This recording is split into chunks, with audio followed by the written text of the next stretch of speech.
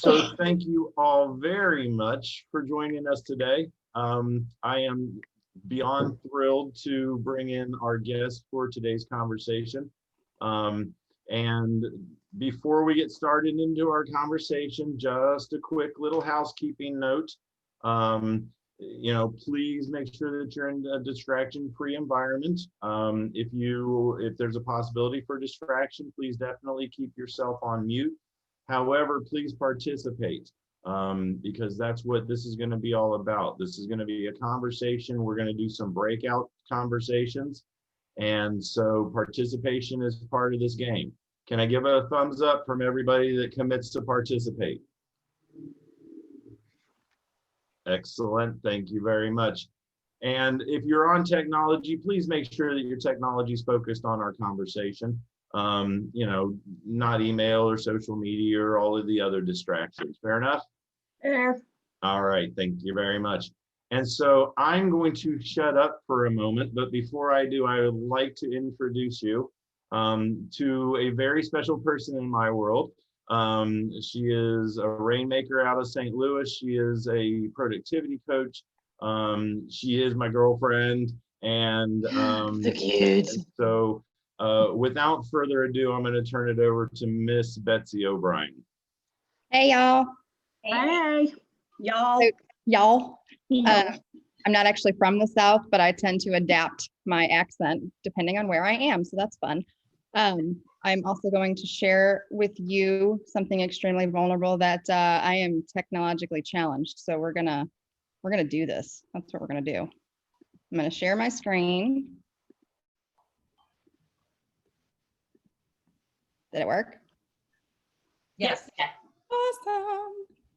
Win number one for today. Okay, so like Brent said, I'm an agent, I'm a rainmaker, I'm a coach.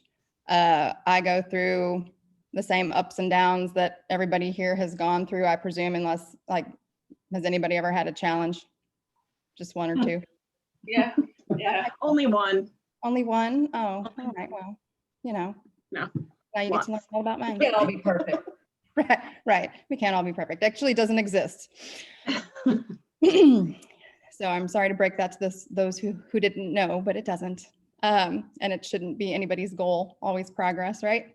So I used to be one of those people who focused only on my struggles. If you'd ever ask me about the main events in my life, it would always be, kind of poor me, but I would always view myself as, a survivor and being strong.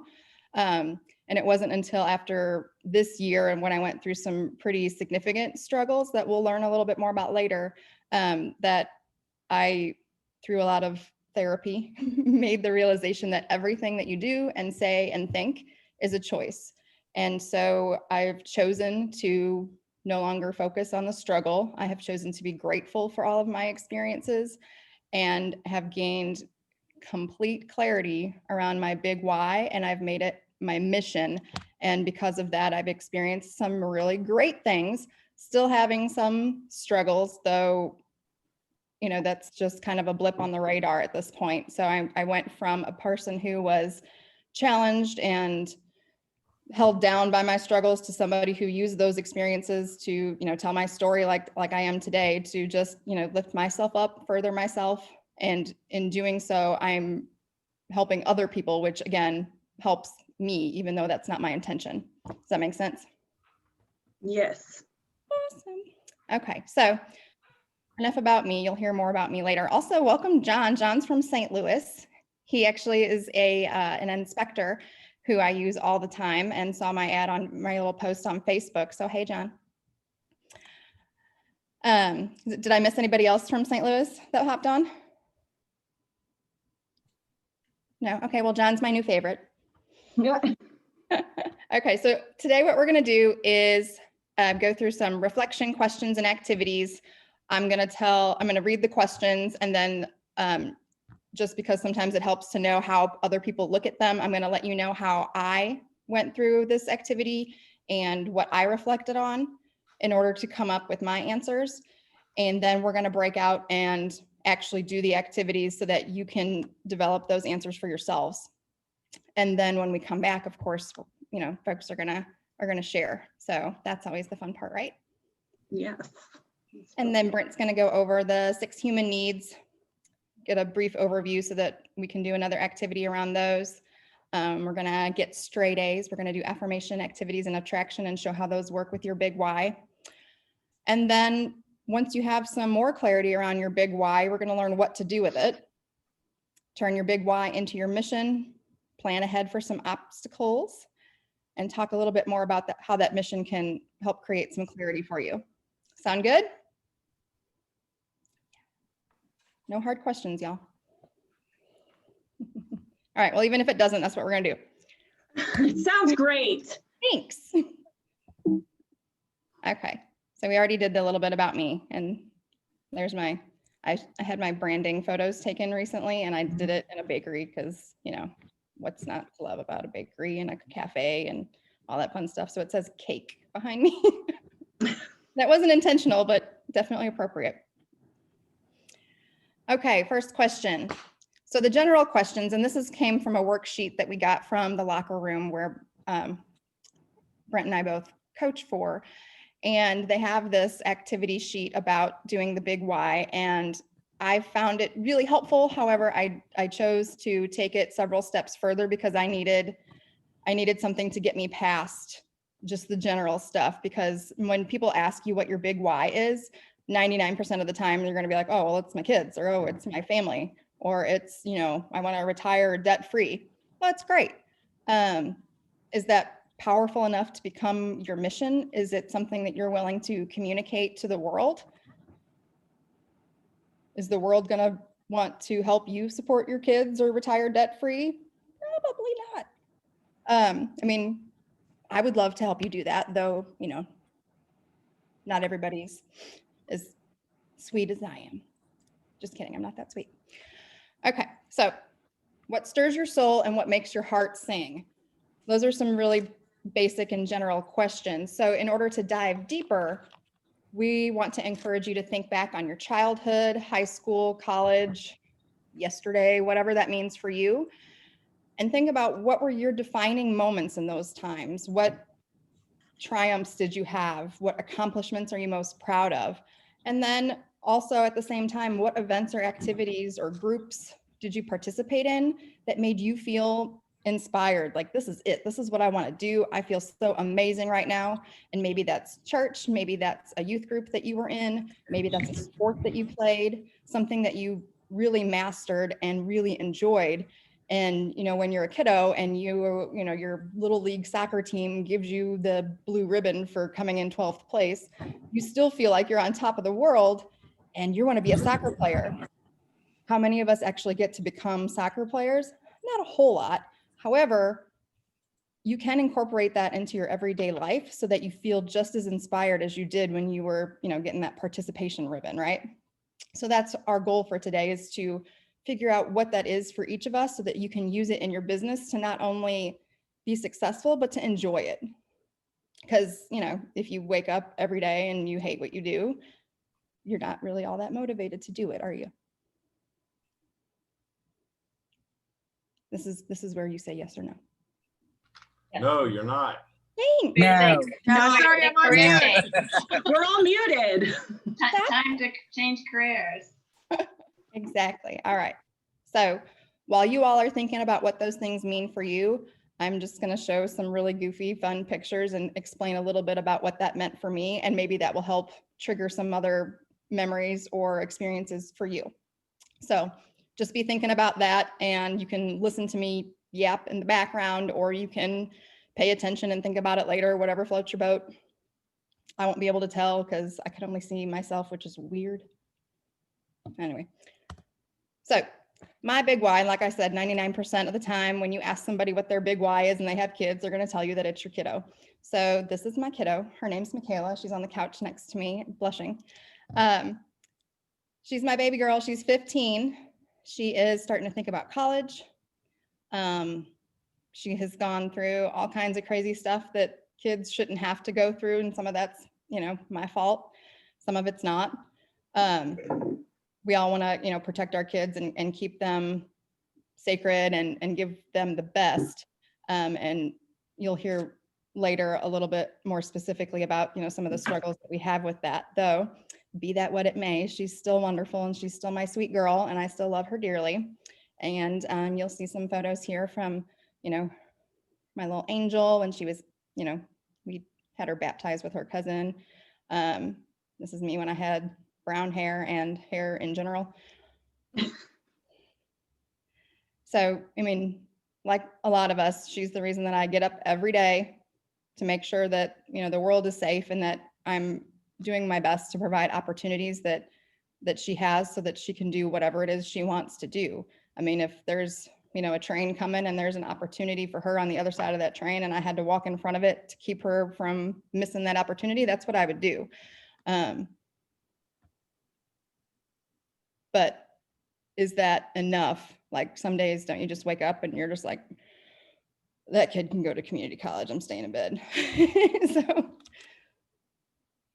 Yes. exactly. So those are the types of things. I really appreciate the conversation here because, if I feel like I'm alone in this, I mean, I'm still fine with it, but it helps to know that I'm not.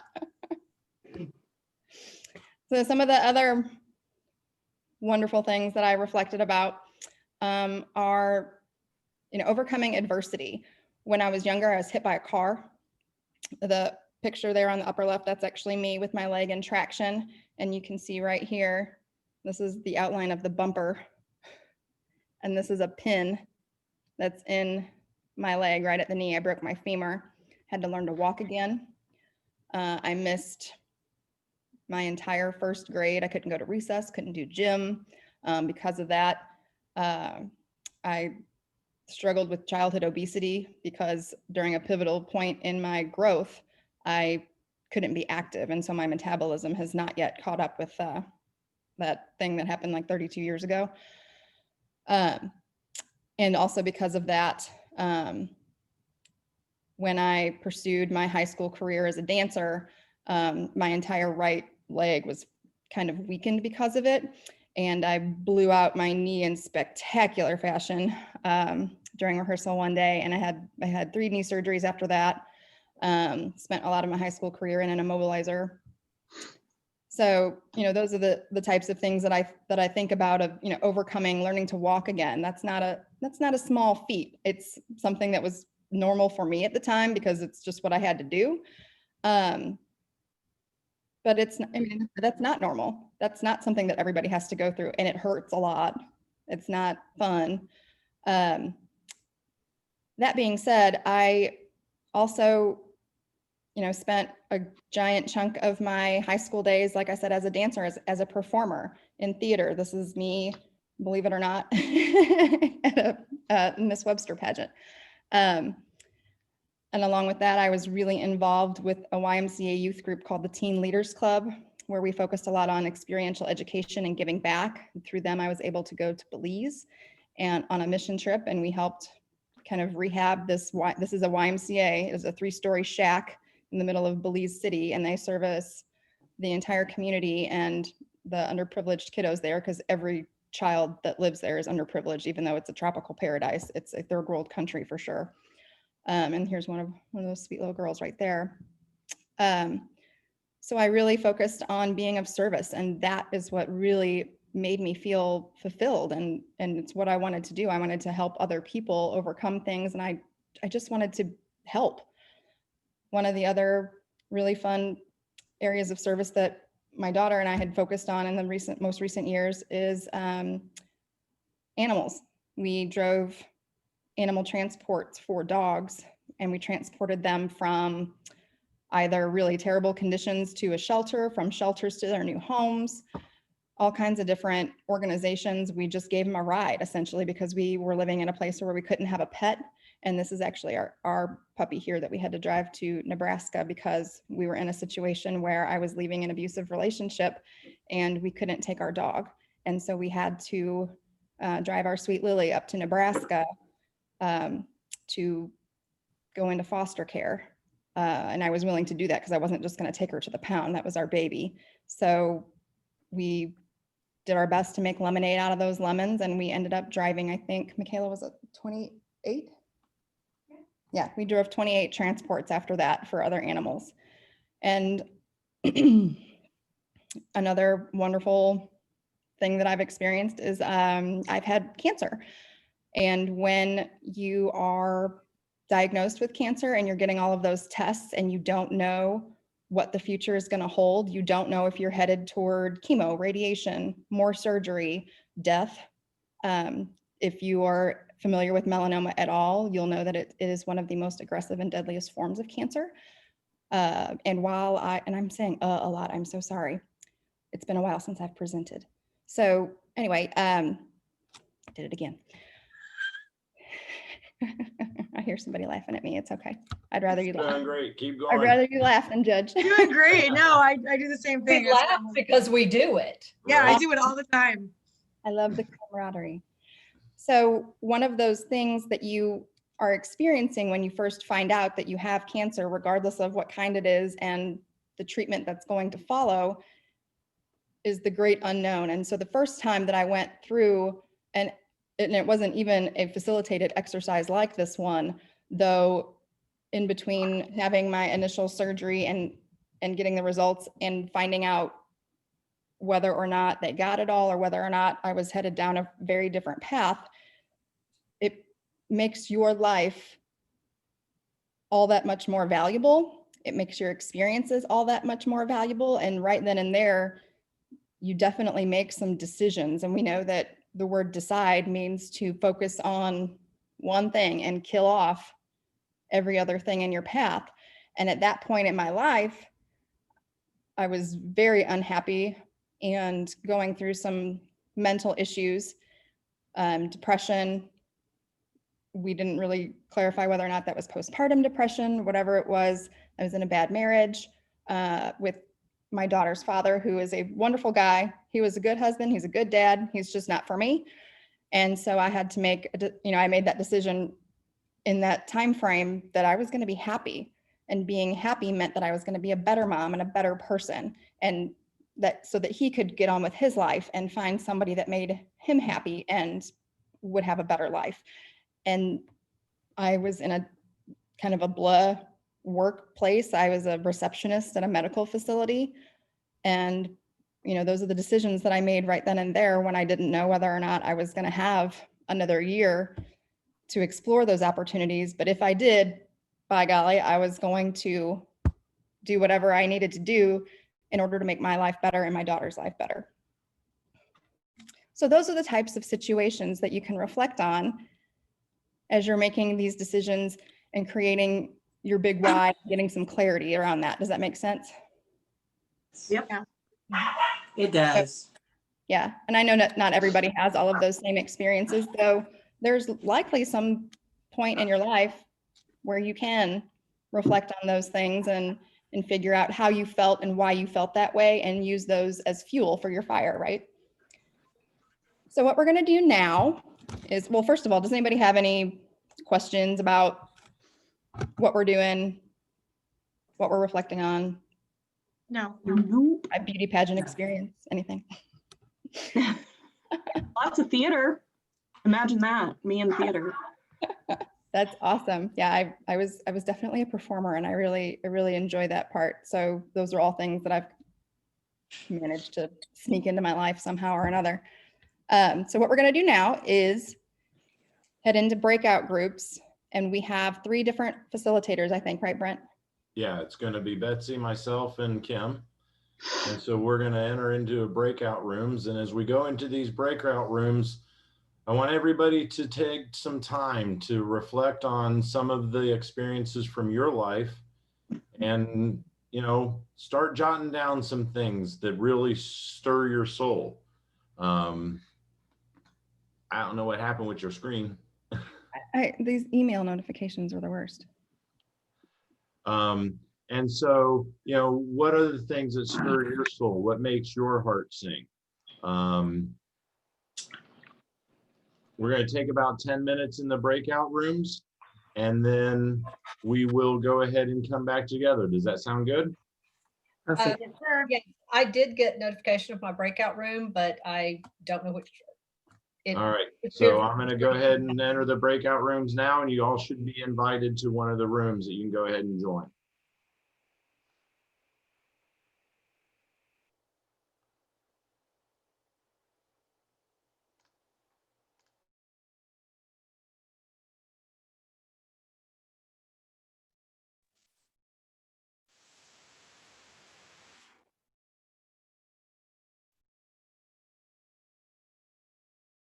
Well, Jeanette, I see you. I don't see everybody else yet. Me neither.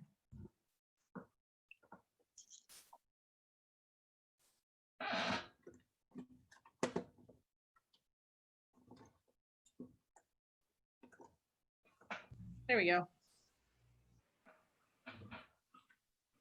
Again and still.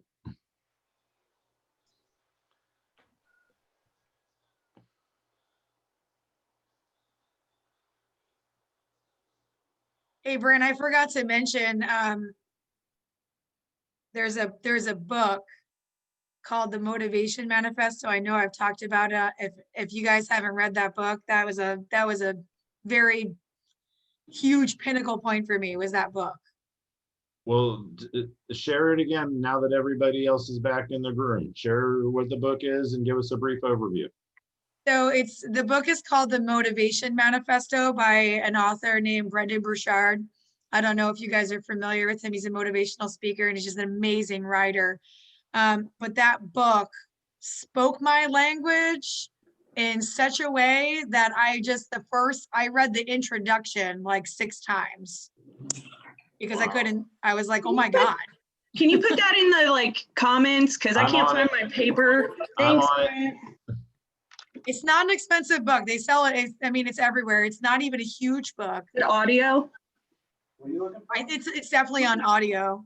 Yeah. You got a notebook right there. Googling now. I just put the link to that book in the chat. So if you want to click on the chat, then you'll be able to check out that book. The way that he says things, I'm just like, that's everything in my brain and soul and heart. And he just stuck it on paper and I started crying. I'm like, oh my God. Nice. Nice. All right, Betsy, it's all yours. I know, I'm trying to share my screen again. Hold on. All right, here we go. Almost. Yay. All right, can everybody see my screen? Yes. Awesome. Okay, so I know we were just talking about some ahas, but who wants to share who had a breakthrough or something from their past and they decided to make a change to incorporate that into their business? Well, I told you I did. Coming from corporate America, I mean, going from just pure misery and jumping out of my comfort zone, coming here, being able to be a good mom again and love my job, give it all. That's awesome. And I love that you incorporate, your love for all of the retro stuff and you became the retro realtor and you're just rocking that. And does it attract the people that you want to work with to you? 100%.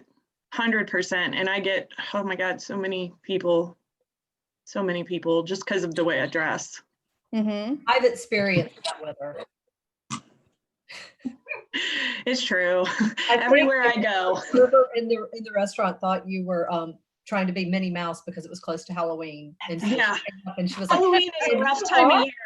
A lot of people ask me what I'm dressed up as, and I'm like, myself? Nobody? Morgan McCoy, obviously. Yeah, hello.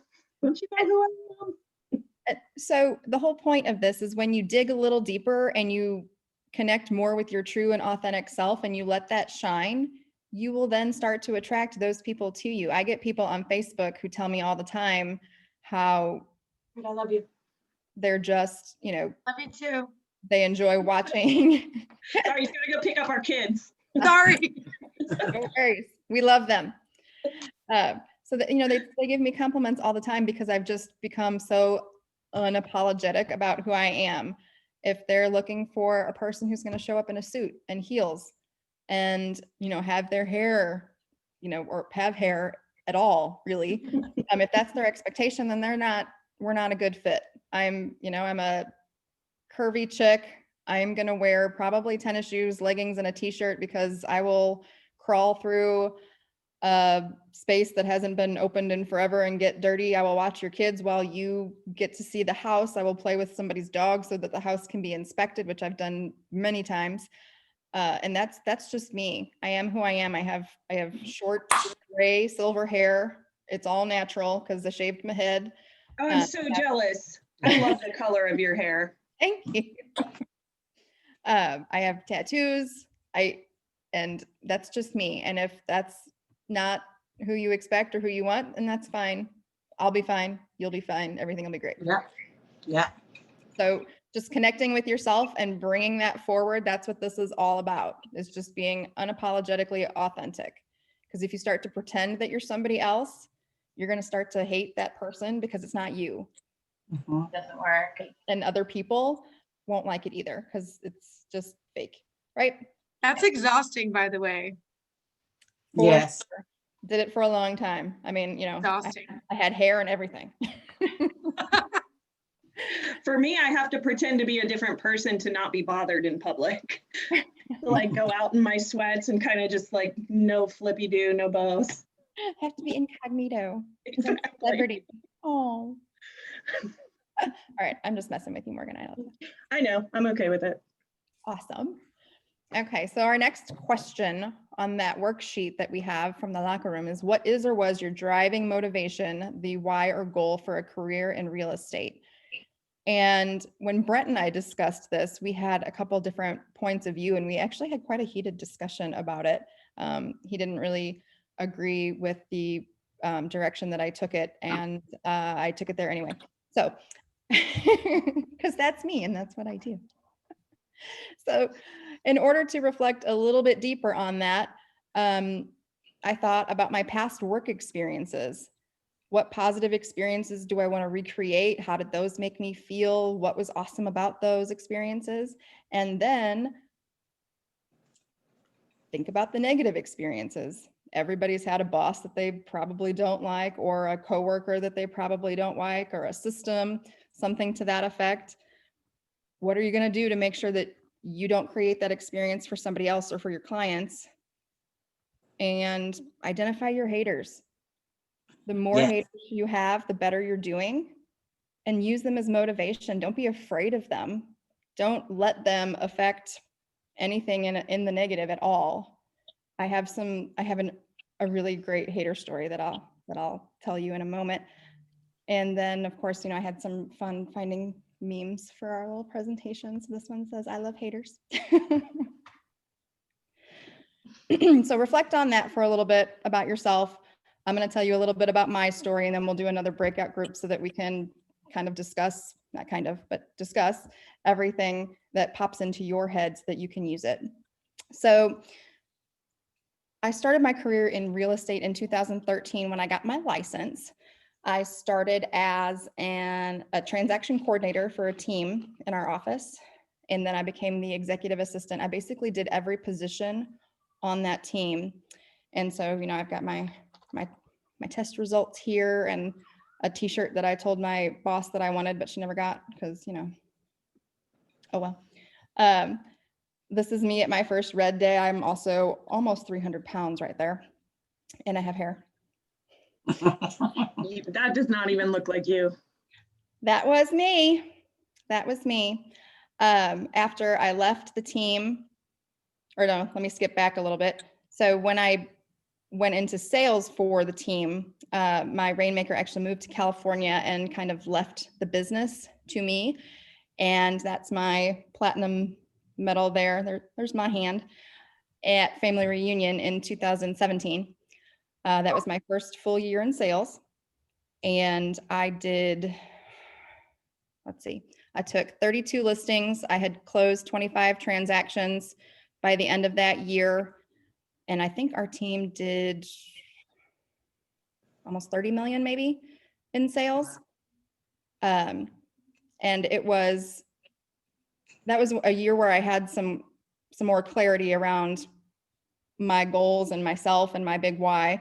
And I decided that year that I had really no interest in ever really making $1 million for myself. I would much rather be a good mom and be a good person and not spend my life working, and so that I could enjoy some other experiences other than work. And because I didn't have any interest in making $1 million just for myself, I most certainly did not have any interest in making $1 million for somebody else. And my rainmaker, she was on board with it. She was like, "That's great clarity. We'll hire some other agents to help support the listing side of things, so that way you can, focus on your goals and achieve what you want to achieve." And it's not all on you to basically make all the money for the team, because we had me as a listing agent and then we had 3 or 4 buyer's agents. And it was a lot of pressure. So she was all on board and I was super stoked.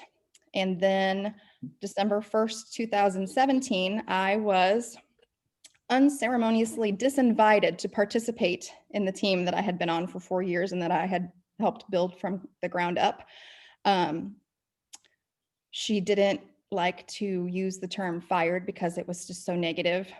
And so, you know, what I'm hearing is you don't want to be blamed for firing a single mom at Christmas, which is what you just did. So that's okay. So yeah, I got fired.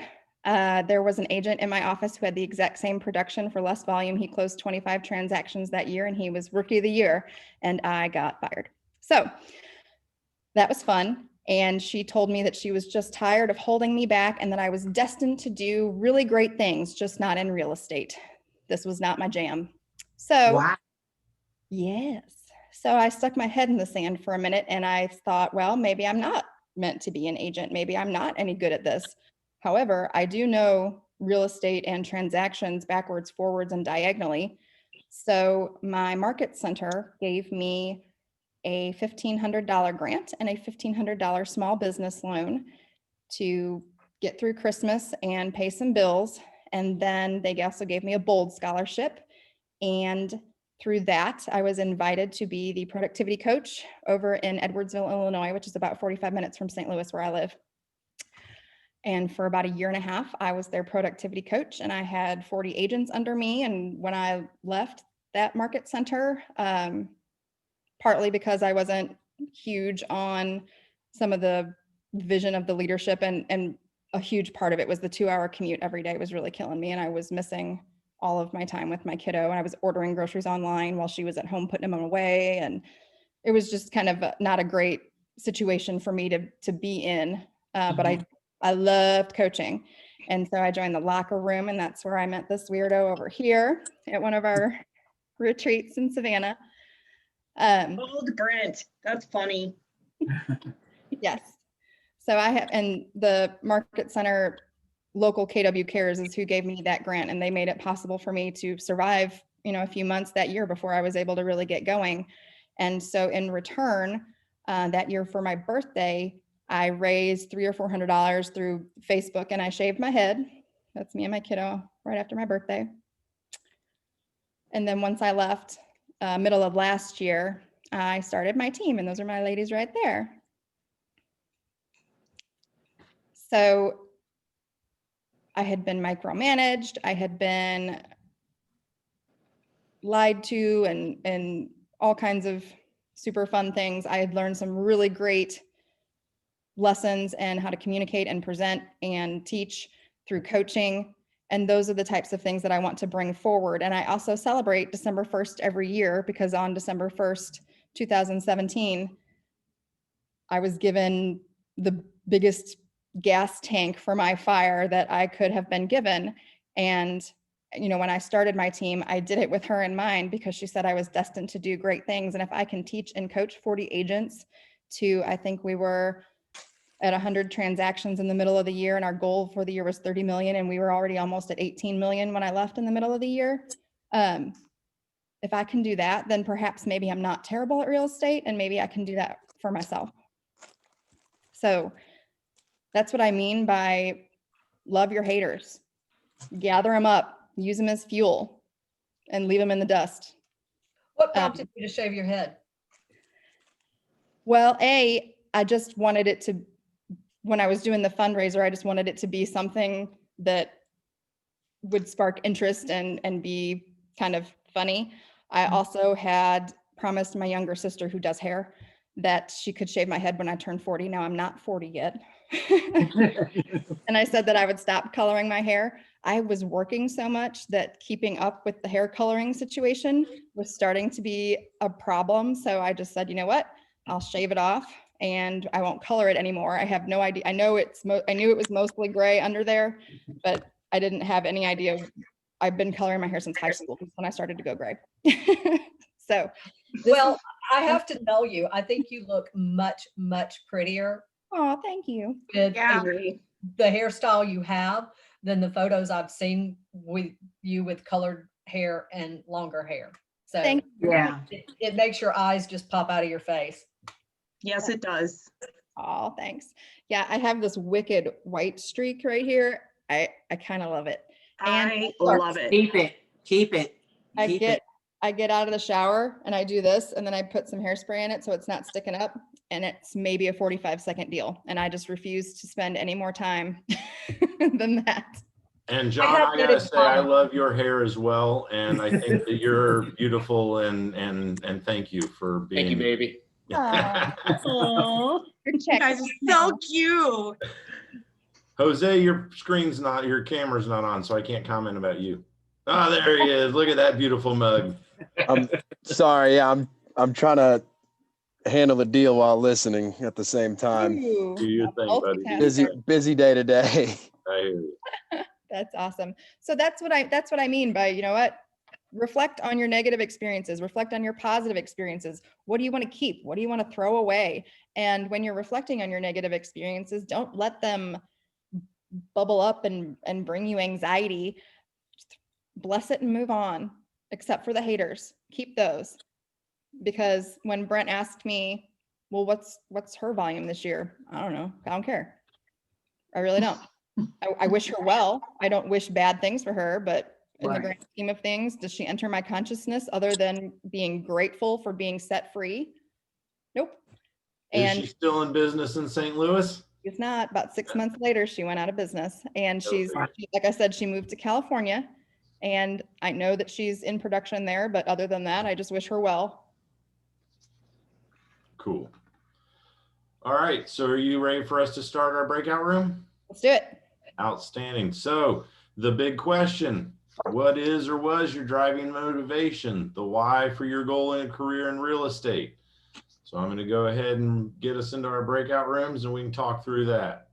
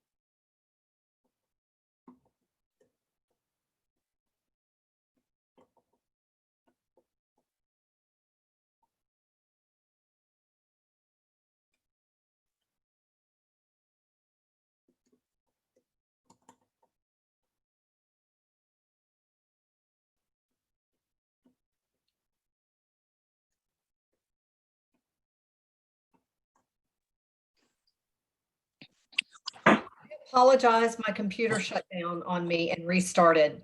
Oh, Maybe- that's so much fun. It's okay. We made it through. Yeah. Thank you. I bought this little Surface Pro back in March. Right as COVID hit, my computer died and I thought the sky was falling. And so I didn't buy a real computer. I bought a little Surface Pro, and you get what you pay for.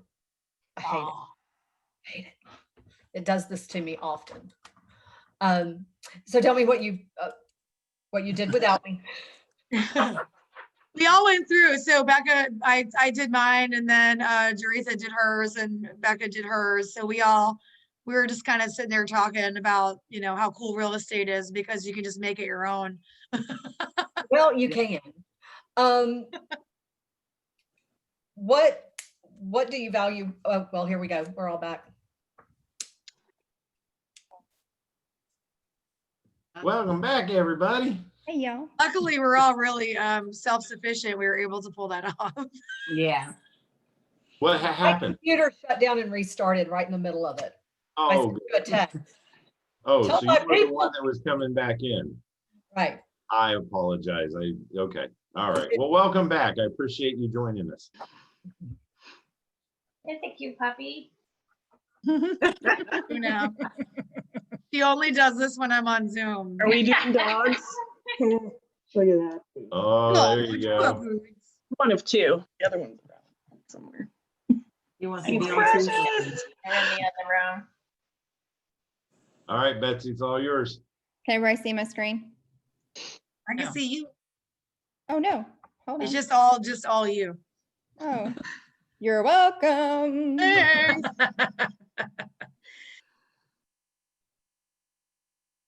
Now? There we go. There we Okay. Yeah. This was one of my favorite memes that we found last night. So Abraham Lincoln says, haters gonna hate. That's it. Who wants to share something from their past that they either want to bring forward into their work, their mission, negative that they want to leave it behind, or talk about a hater? It's my favorite. I want to be like Becca. She's working with her mom, and they like divide out their jobs on how they're going to do things. And so that, to me, that is so cool to have. I mean, that person has your best interest at heart. She's your mom, And it really works for us too, because our brains think so much in tune with each other. So there'll be times we'll be in the car running errands and she'll be trying to think of something and I'll like beat her to it. See, It really works for us. The other is that her strengths are different than mine. So it's a good combination to get the work done, because I don't want to do what she does and she doesn't want to do what I do. There you go. That's awesome. Sounds like perfection. Oh, I didn't even realize both of you were on here. That's my mom. You see my face, except I'm working from home today and I really look like it, so. Well, I mean, I can't see her video, so. Yeah, I don't know how to see everybody either. I'm sure I'll see everybody at some point. Awesome. Thanks everybody for sharing. And I hope it's all starting to kind of come together and click as to, what we're really doing our best to accomplish here is what can we dig up from our past that we really want to bring forward to use fuel for our mission to help it make it that much more impactful and that much easier to get out of bed and get moving to do what you need to do. It may not always be awesome, though you have a goal and it's important, and these are the reasons why. And this is what's using, this is the motivation that you're using in order to do it, right? I've got kind of a funny one that I'd like to Articulately use. said. Thank you. What, Jose? No, I was just gonna say like a motivation. I feel like I've gone back on these things every time, but like the Marine Corps, we were going through and we were studying the history, and there was I can't even find it. I just tried looking for it on Google, but there was an article, a book, whatever, and it said that Marines got drunk in the bar and they told everybody that they were the best, and they've been spending the rest of their history since that day trying to prove that they're the best. And to me, it's just such a great mindset builder. Like, I'm good. I know what I'm going to do. I know I'm capable of. Yep. That's cool that I can say it to myself, but I got to go prove it every day. Absolutely. So sometimes, I'm sitting on the couch and getting lost in the telephone rabbit hole or something. And I'm like, you could probably be doing something better for yourself right now. So I always keep that one in the back of my head. That's awesome. Yep. That's what do we call that in bold? Be, do, achieve. I always watch the people I know who have been in the military and what they do. And I have a cousin who went through the Air Force and came out, and she was an EMT, and now she does something else. But there is nothing she can't do. And then I've got a couple of other friends, and there's just a confidence that comes from having been in the military that those of us who weren't somehow don't have. That sounds like a limiting belief to me, Kim. Yeah. Could be, but I know you can do anything. I do anything all the time. And so do you. All right, y'all. Who has to go potty? That's my other I favorite do. thing, by the way. All right, so we're gonna come back at 2:15. Sound good? that sounds perfect. All right, get up, stretch.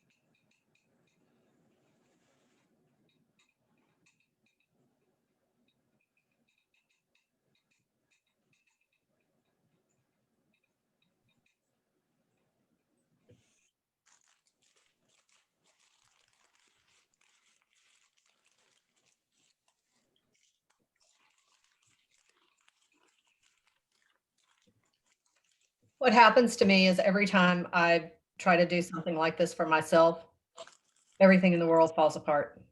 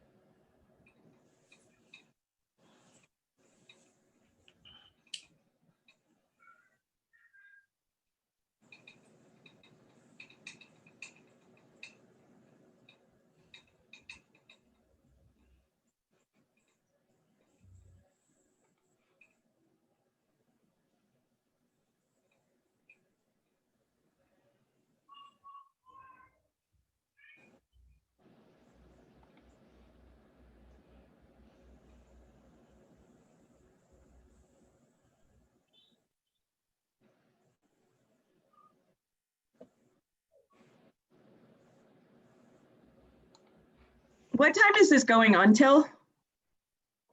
I don't know. I have to go do a showing. I'll try to be back.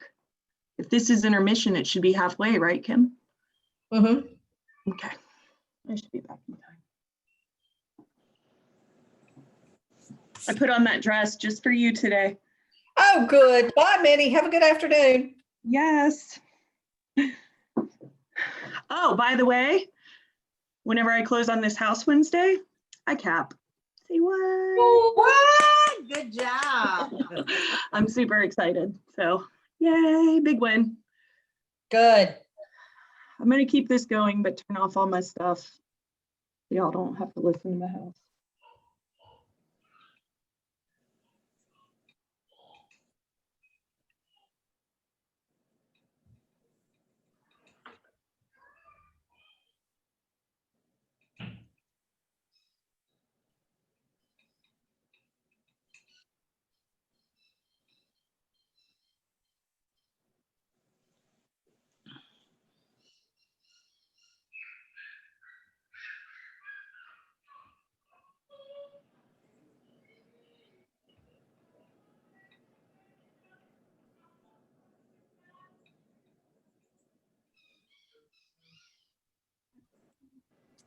My daughter just informed me somebody wanted to know how long we're going till. We'll probably be done 3:15, 3:30-ish. Okay, that's fine. Morgan had to leave. Boo. Morgan, she had a showing scheduled. Yeah, I said boo, but that's okay. She does that. Hi, Morgan. I was like, I heard my name. I should go check. Everything good? I'll be back. Everything's good. Alrighty.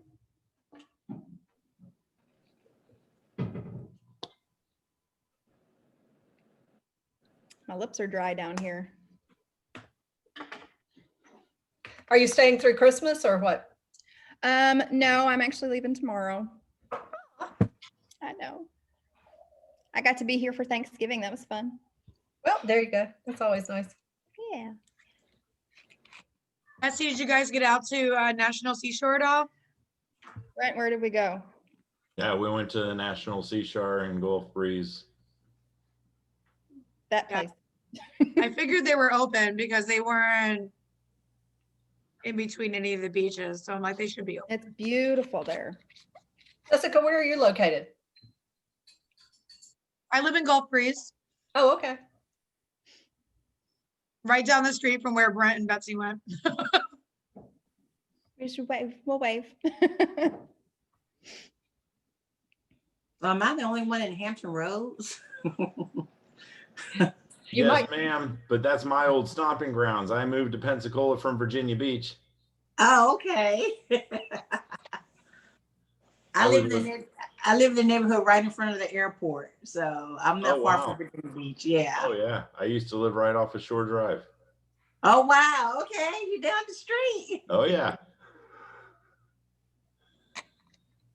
I keep hearing everybody say I gotta leave by 2:30. I gotta leave by 2:30. I said it's 3:15. What are they talking about?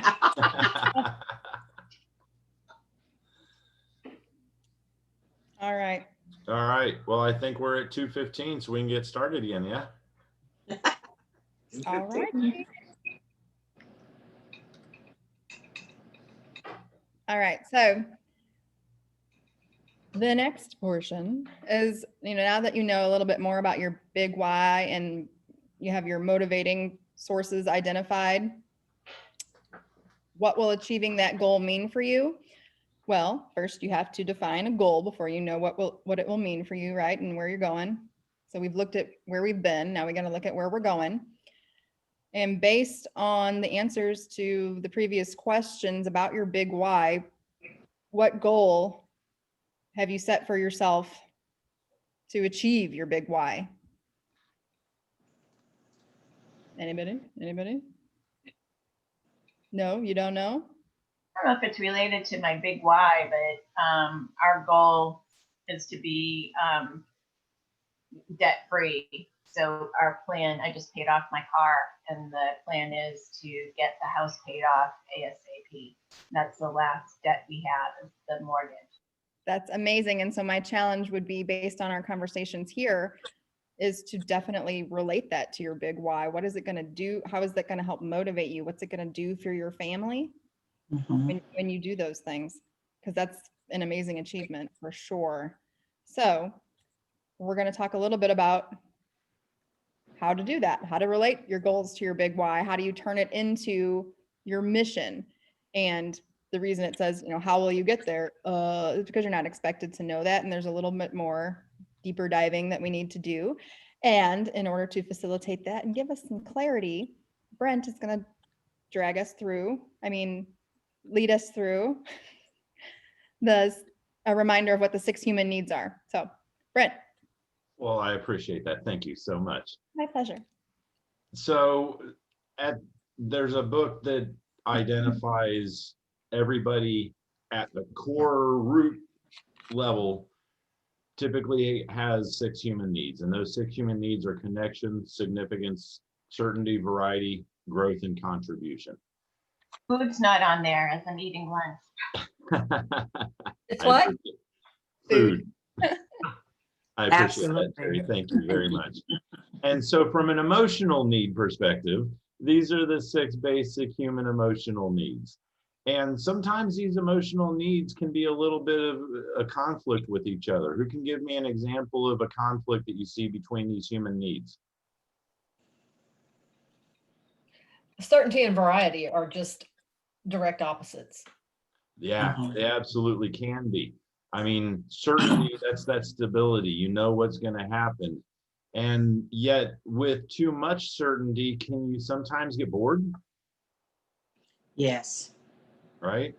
And so there are oftentimes a situation to where you need to interject a little bit of variety into your life, right? Would you say that sometimes your world shifts between the amount of certainty and the amount of variety that you need? Yes. Okay. Yeah. What's another kind of contradiction? Growth, because like sometimes I relate it to a hamster and a hamster wheel. You feel like you're doing stuff, you feel like you're moving things around, you feel like you're up, you're moving, but the progress and the advancement doesn't show that. You're just that hamster and a hamster wheel. You're moving, but your progress and your achievement is not. You're mistaking your certainty for growth. That's what you're doing. Yeah. Yeah. Let's think in those circumstances, like if you're on a treadmill, you're not going anywhere, but you're building muscle, you're maintaining health. So you might not see it on the outside necessarily, but it's definitely working on the inside. True. Yeah. And so sometimes that hamster wheel, if it's moving you forward, then it's helping you with your growth, right? You may miss opportunities to identify where you may miss recognizing where there are opportunities for growth, right?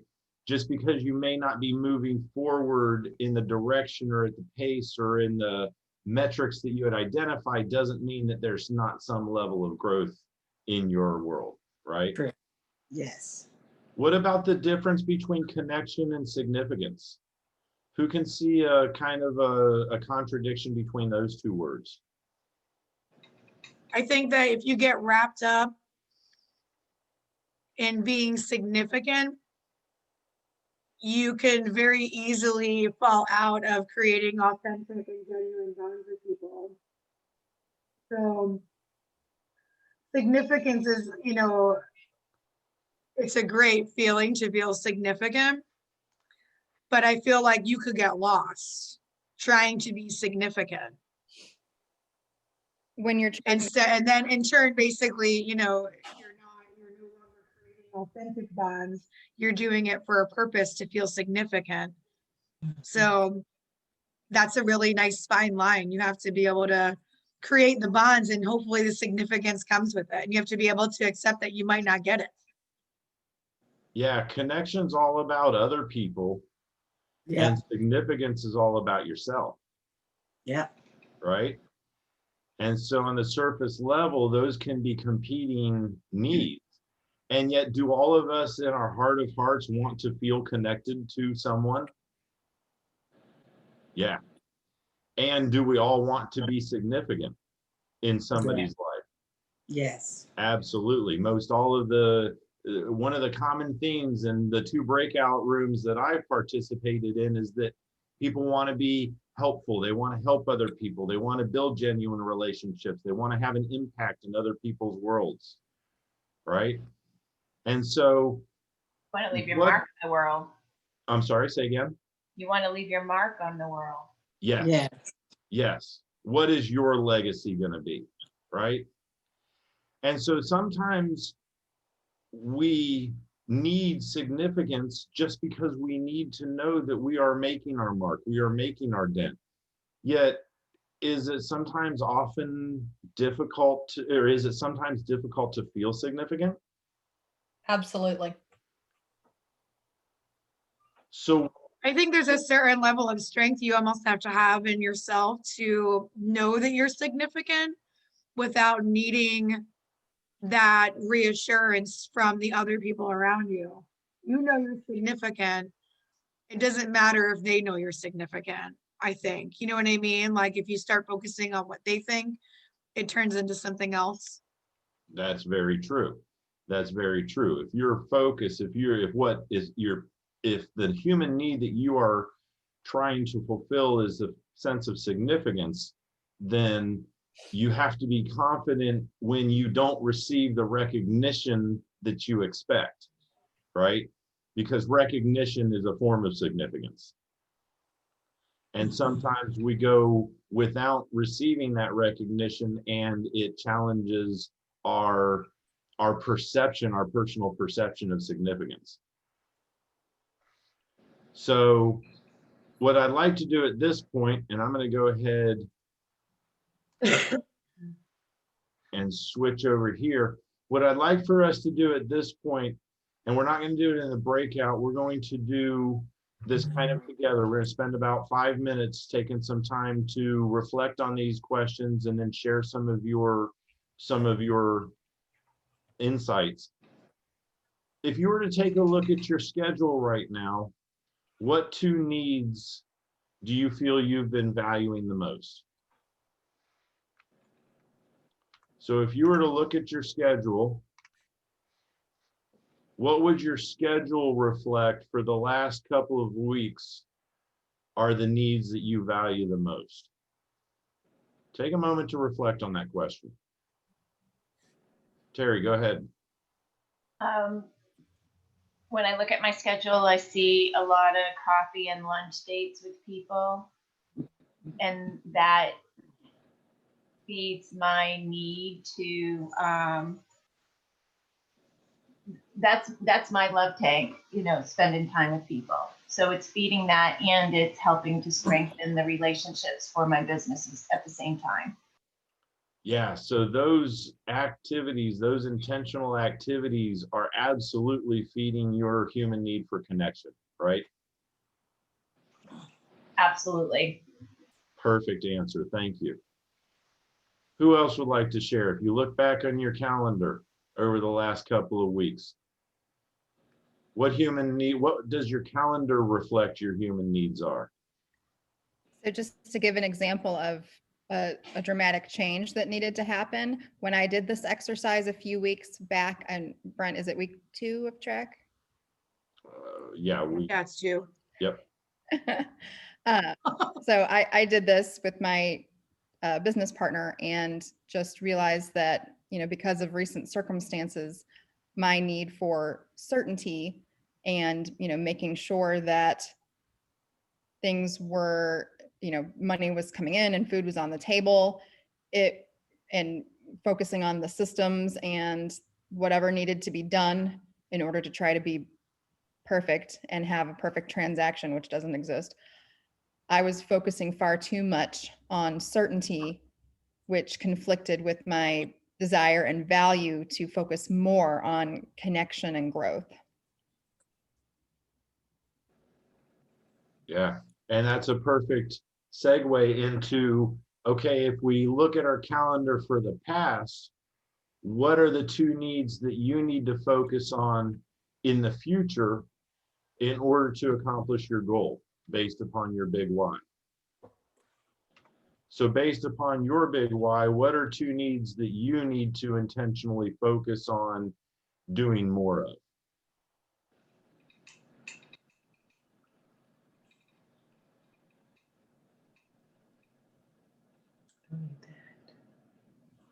On property growth and contribution.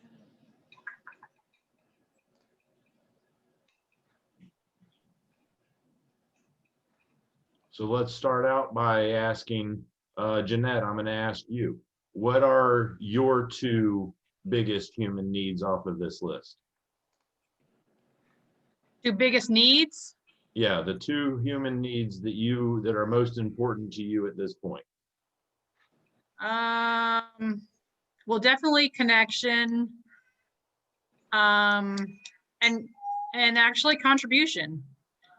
Okay.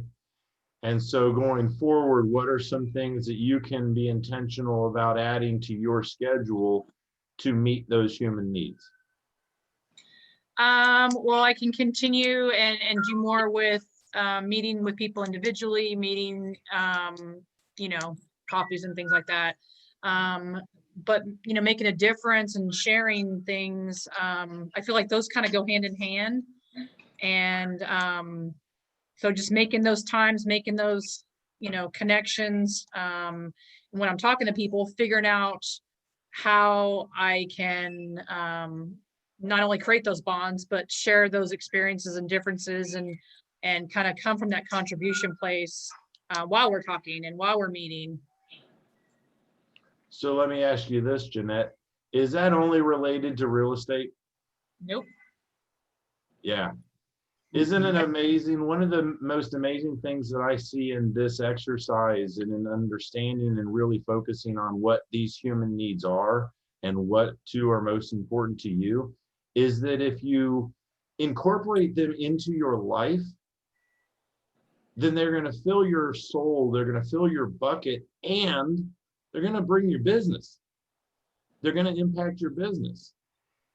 And so what a lot of people get mixed up in is not being intentional about doing the things that fulfill your 6 human needs or the 2 most important human needs, or not adjusting when you need to, right? There are some times to where, yeah, certainty is really nice and stability, and you just kind of trucking along and everything's pretty comfortable. But then there comes a time to where maybe you need to get into growth mode, right? Or you've been in growth mode for so long that you recognize that you've missed some of those connections, some of those authentic, true connections. And so having the visibility with regards to what is important to you is exceptionally important. And then having the intention of filling those buckets, because that's what's going to keep you moving forward. If you are constantly in growth mode and you get tired of constantly grinding to grow, then it's going to make every day that much more difficult to move forward, right? And it's not because growth mode isn't important.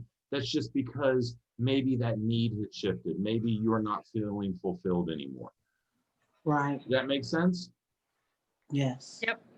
Who else can share? One more person, share with me what your main human need would be and how you intend to implement or fill that need based upon putting things on your schedule.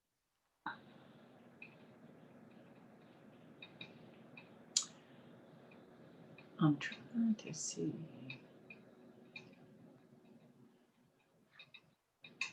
Okay. You know, I'm looking at number 3. I'm looking at number 3 and number 4, certainty and variety, because I have things on my schedule that I don't want to do, but I need to do for the growth, but it's out of my comfort level. Okay. So I know the word comfort is uncertainty, but the mystery or the risk behind it's not like a risk to hurt me, but just the risk is something that I know I should be doing, but let something else come up and that's the first thing I drop. Aha. And Okay. it will, yeah, and it will grow my business. But that's the first thing I drop. Oh, you need me to walk the dog? Okay, I guess I can't dial, can't get my dialers in, you know. So that's how I'm looking at that, because it's on my calendar. It's on my calendar. But if I have an opportunity to skip it, which I shouldn't, I do. Okay. All right. And so if you didn't skip it, what level of certainty would that provide in your world? It will give me the growth. Okay. You know 100% that if you did those things, if it was certain, if it was just all the time, those are the things that you did, then that would help you settle into a pattern where there Yeah. was that level of certainty, and it would immediately impact your growth. Yes. Okay. What's your other top human need, Doretha? Can you put them back up? I will.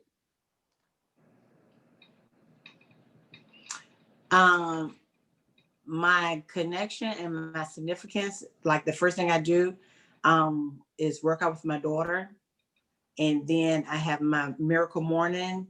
And then I have some personal study time for myself. So 2020 was the first year that I actually put myself, my personal self, on my calendar. Nice. Awesome. Amazing. And how empowering was that? You know, I wake up at 5:30 every morning, between 5:15 and 5:30 every morning without an alarm. I love my aqua aerobics class. I'm in there first thing in the morning, even though I hate to be cold when I come out because it's cold outside now. But it is not a struggle. It is not a ordeal. It is like, I love it. I feel like I'm leaving pounds in the pool. That's my slogan. I'm leaving pounds in the pool. Nice. And so you Growth, so are, growth was your first one. Sorry, Brent. Growth was your first one. It was connection, you said. Was that your second? Yeah. Yes. So when you're making your dials, what if you use that time further for connection? Meaning, if you speak to people that you're in the pool with, if you speak to people about being in the pool, if you tell people just reach out to connect and say, I saw this and I thought of you today, just to further the connection, what would that do for your motivation for lead gen time? Oh, wow. I didn't think about it that way. Okay. So, yeah. And it puts me on that common ground that I like to speak to people that I have a connection with. Like, I am not your cold call girl. If we just share the same toenail polish, I can talk to you. I just need a connection. I just need a introduction. It could be anything. So yeah, that could work very well. Yeah. I call that warm calling, not cold calling. Right. That's a reason to call somebody, no matter what it is. Yeah. Pick up the phone and call them and discuss anything. But to simply sit down and make cold calls, not happening. and Yeah. so if you took the approach of making those connections, that lead gen time was all about making and furthering the connections, then would it be simpler? Would it be more comfortable? And it would be more likely that you would do it consistently, Absolutely. which would fill your certainty bucket. Yes. I need to warm call. Thank you.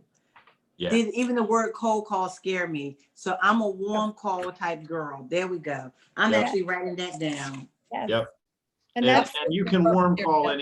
You can find a commonality. I have a feeling that you can find a commonality with anyone. If you would warm call based upon toenail polish color, you can find a commonality with anyone, right? And if you don't have anything in common with someone, do you really want to be in business with them? Right. Right. Because you don't have to be in business with people that you don't have things that don't have the same values and beliefs, that don't have the common goals. Right. Cool. That's a really great example. And I said it before in one of my other breakout groups, but it's a little difficult to articulate exactly what this whole conversation is about. But that is a specific example of how to relate what's going on, what motivates you, and how to bring it into your business, excuse me, so that it helps motivate you to make a change and look at things differently and keep you going. It lights your fire, it fills your bucket. Yes. And you're working. Yes. I like. Yay. Oh, Doritha, we lost your audio. Try that again. Oh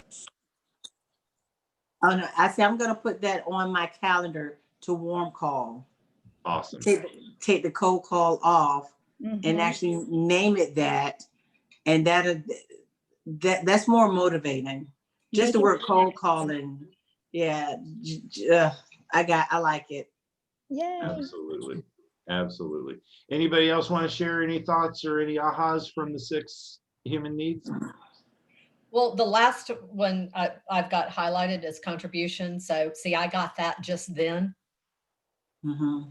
because you took warm call away from me, and I've contributed to your life. Go forth and live a great one.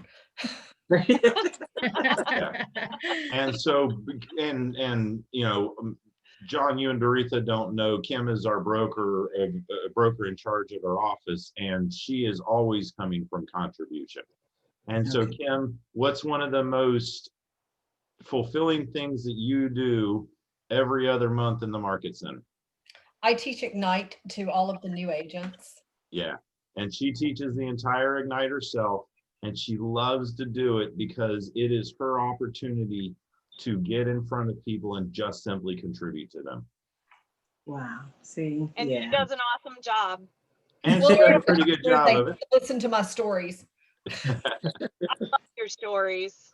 So And yeah, you make us write cards.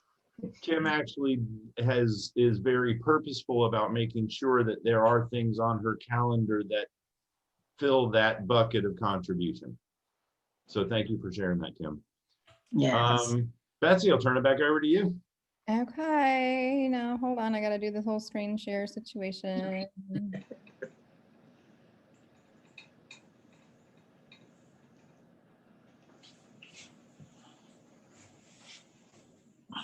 Hey, everybody, while she's getting ready, I just wanted to say thanks for everything. This was really cool. Loved hearing everybody's stories, but I got to get going. I got that Toys for Tots event. And here's my plug. If you're not doing anything tonight, come to Toys for Tots for Toy Drive at Perfect Plain. We will have prizes being raffled off. And at the worst, your cash or toy donation goes to a great cause. Thanks. Thanks, Good luck tonight, Jose. See you later. Bye.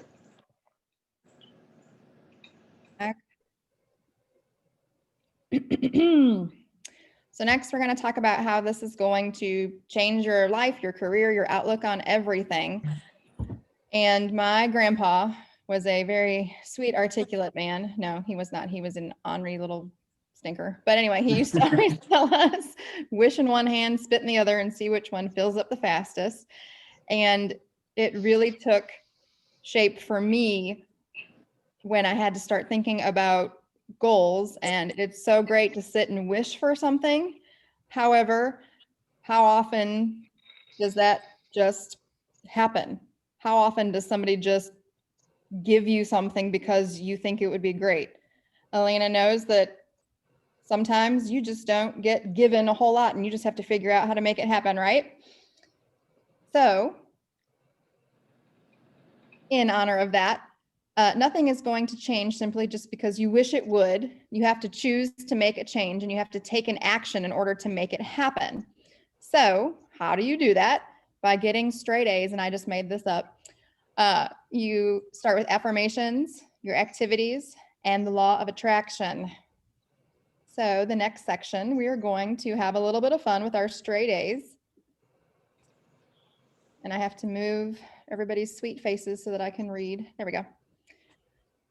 Okay, so you have to identify one thing that you want to change based on your goals. So for example, if you want to change your focus from certainty to connection, instead of adopting the mindset, I need to make a change or I have to do something, create the affirmation that you are a connection-focused person. I am a connection-focused person.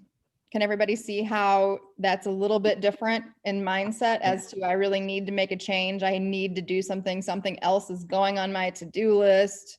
Wah. instead of just making that decision to kill off every other option. And you are a connection focused person. And I will add that that is actually what I had, one of the things that I had to change when I went through that exercise in track. And I was so focused on certainty and making sure that I was doing things every day to move the needle forward. And because I started out as a transaction coordinator and an executive assistant in real estate, I was really attached to doing all of that transaction work, all the paperwork, all of the things on my checklist, and just really making sure that it was executed well. And because I need to focus on volume, and to do that, I need to make connections and be connection focused. The action that I took was hiring a transaction coordinator. And I tell you what, the first time I think it was 2 or 3 weeks ago, I sent over a new contract. And within 20 minutes, I saw all these emails flying back and forth. And in 20 minutes, I had gained probably 8 hours of my life back. And I did a little happy dance. I was so excited. Brent was there, and he, it was a really cool moment, because then I became a connection focused person, and I started focusing solely on connecting with people every day. For, the goal there is to move my business forward, obviously, though I know that the more connections I make, the more that will just organically happen. Not because I wished it to, but because I'm taking the action to make that happen. Does that make sense? Yeah. Awesome. So we're going to take a couple of seconds. And does anybody remember Stuart Smalley from Saturday Night Live? Oh, I'm not woke that late. Oh my gosh. He was It's also from The Help. yes, he was the Gosh life darn coach. it, people like me. I'm good enough, I'm smart enough, and gosh darn it, people like me. Which, I don't know, last night it made me giggle. So I'm sharing that with you. It does make you giggle, because I like the other Stuart. He's like, look what I can do. I like the other Stuart better. So, and as coaches, I mean, this is the stuff that we're pushing at people all the time. And at the same time, it's great stuff. They're great affirmations. And so anytime you need to make a change or refocus, I would challenge everyone to flip it into just creating an affirmation. So I really need to make more money. I need to pay the bills. No, you don't. You have an affirmation. Yeah. I am an abundant person. I have everything I need. And those types of affirmations will allow you to not concentrate on the need. They will allow you to act as though you are that person, because by deciding and by definition, you are that person. That money might not be in your bank account yet, but you are the person who has everything that they need, and act accordingly, right? And if acting accordingly means that you're not going out to dinner, you're making ramen noodles, then so be it. You are acting accordingly. Make sense? You know, I have a saying. I said, I have the power to make tomorrow great. And then I just go to bed. That's right. Because it's just not going to happen today. So after I get my sleep, get up, do my workout, whatever I'm going to do, I have the power to make tomorrow great. And that's the way I look at it. Absolutely. 100. So everybody just take a couple of seconds, generate 5 affirmations. If you don't get to 5, that's okay. Progress, not perfection. Oh, I just gave you one. Dang. You did. You only have 4 more to go. So yeah, let's take about 5 minutes to jot down some affirmations. While you're doing that, focus on what your big why is. Your big why is to be a great parent. Your affirmation is, I am the best mom ever. Yeah. If your affirmation is, I want to retire debt-free, or excuse me, if your goal is, I want to retire debt-free, your affirmation is, I am debt-free.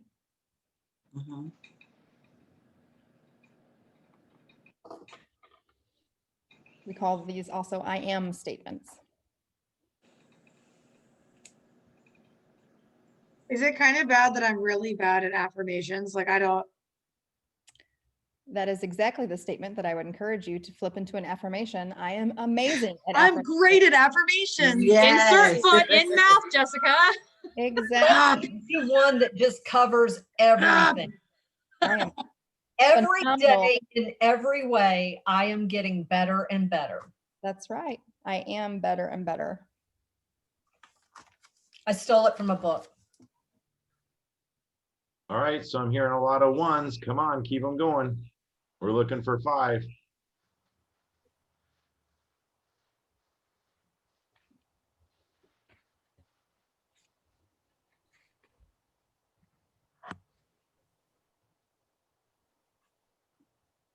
Focus on your 2 human needs. For me, an affirmation is that I change the lives of real estate agents every single day. For better or worse, darling, you sure do. Oh, thank you very much. I appreciate that.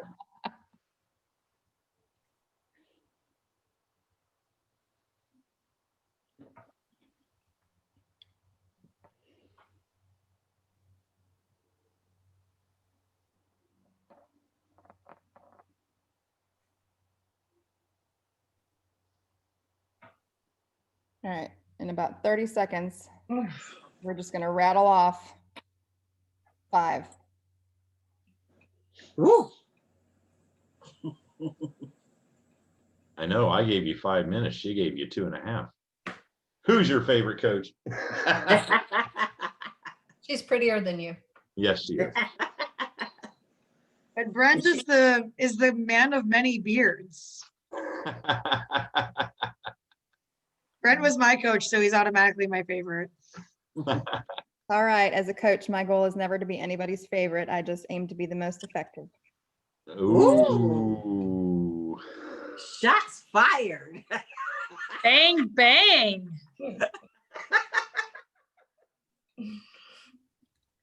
Extreme accountability.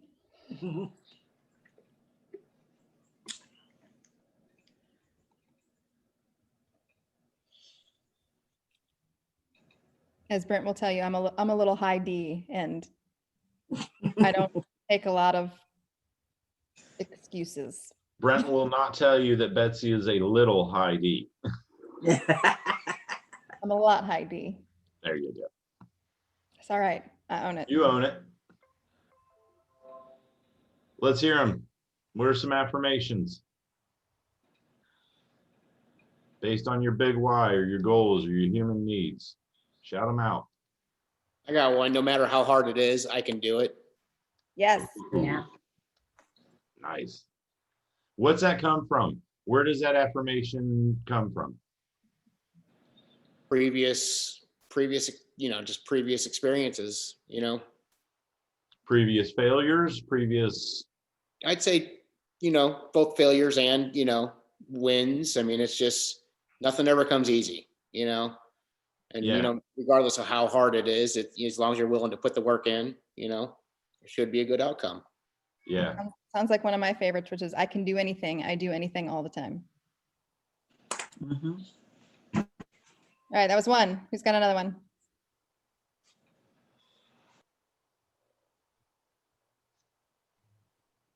Well, Kim shared one and Doretha shared one. So let's give them credit for 3 and ask for 2 more. Okay.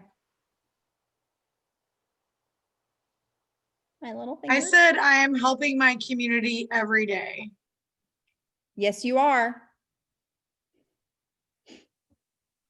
And where does that come from? What need does that fulfill, or what goal does that help you accomplish? Because I'm growing and learning every day. So the more I grow and learn, the more I can contribute, the more I can contribute, the more I can, I feel that satisfaction and feel that, feeling of being,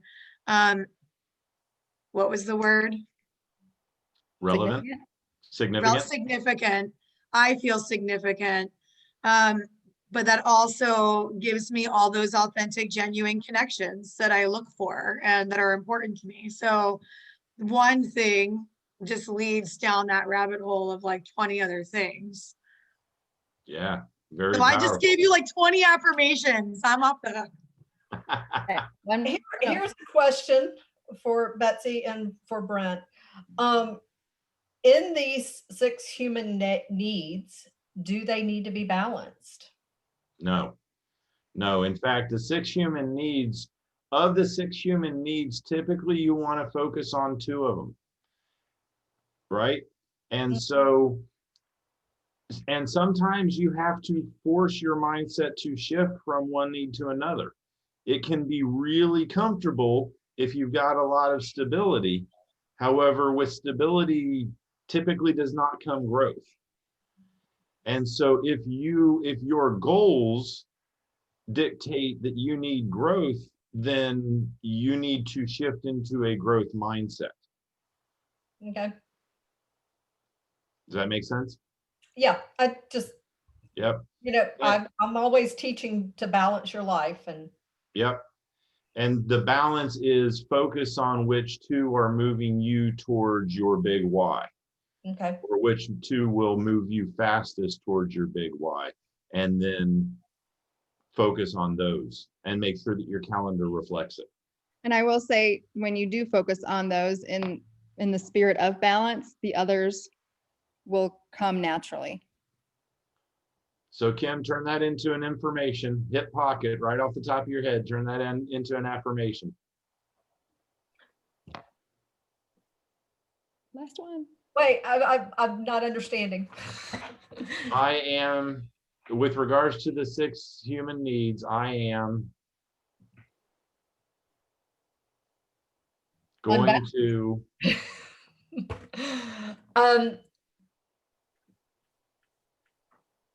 I, quite frankly, I am going to focus on growth. So a affirmation would be, I am growth focused. Okay. Because when you say I am going to, I am trying, I'm gonna, what does that leave room for? Wiggle room. Mm-hmm. And when you have wiggle room, what will you do? Wiggle. Mm-hmm. Wiggle with it. I'm sorry, doubt. I was gonna call, I'm sorry. Oh, that's okay. All right. So we have affirmations. Yay, congrats to everyone. We're good enough, we're smart enough, and gosh darn it, people like us. And we're pretty. Don't forget that. Of course, absolutely. And so, SpongeBob was going to cheer you on the whole way, just so you know. That was his intention. That would have actually been inspiring and I would have done better. Oh,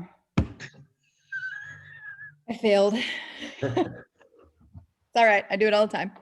So the next thing is activities. And as any coach, any team leader, any member of any leadership in any market center anywhere will tell you, what is the one activity that will lead to achievement of all of your hopes and dreams? Lead generation. Lead gen. If you're ever in doubt, the answer is always lead gen. Yes. I think I said that. I did. I wrote it. I typed it all out. So I know, we're saying that in jest. However, just like we talked to, Doretha about turning her lead gen into connection time and making warm calls, what will that lead to? What will increasing your lead generation do for you, in all seriousness? And, sometimes not, but what will that do for everybody? It increases your success, which helps you meet your big why. It's of why you're doing it. So if you have lead gen, you have all of the way to get to where you're supposed to be going. Absolutely. Significance, variety. It puts you right, I'm sorry. It puts you right in front of the people that you want to be in front of. It puts you, it gives you those touches, those connections,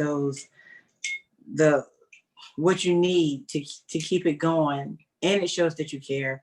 Here's your calling. Mm-hmm. Absolutely. John, what were you about to say? I think it, fills in all 6 of, the human needs is what it does, Yep. Absolutely. And so Brent will also tell you that, yes, I am a lot high D. On the flip side of that, I am a very high what? Brent? I. I am a very high I. So the high D in me, when coaching or teaching or doing it myself, will say, you know, suck it up, buttercup, just pick up the phone. It's what you got to do. The high I in me knows that I'm so stubborn that if there's something I don't want to do, I'm just not gonna. So that being said, having these affirmations, making these connections, that is fun for me. Yesterday, I took a screenshot of a Christmas party from 4 jobs ago with some people that I haven't talked to in forever. I took a screenshot of it. I texted it to them and said, this just popped up on my Facebook memories and it made me think of you. I miss your face. I had really great connections and conversations with 2 of those people. One of them turned out, she said, I finally got my credit score up to 725 and I'm going to be buying a house this year. And I was like, oh, cool. I'll help you do that. And she said, absolutely.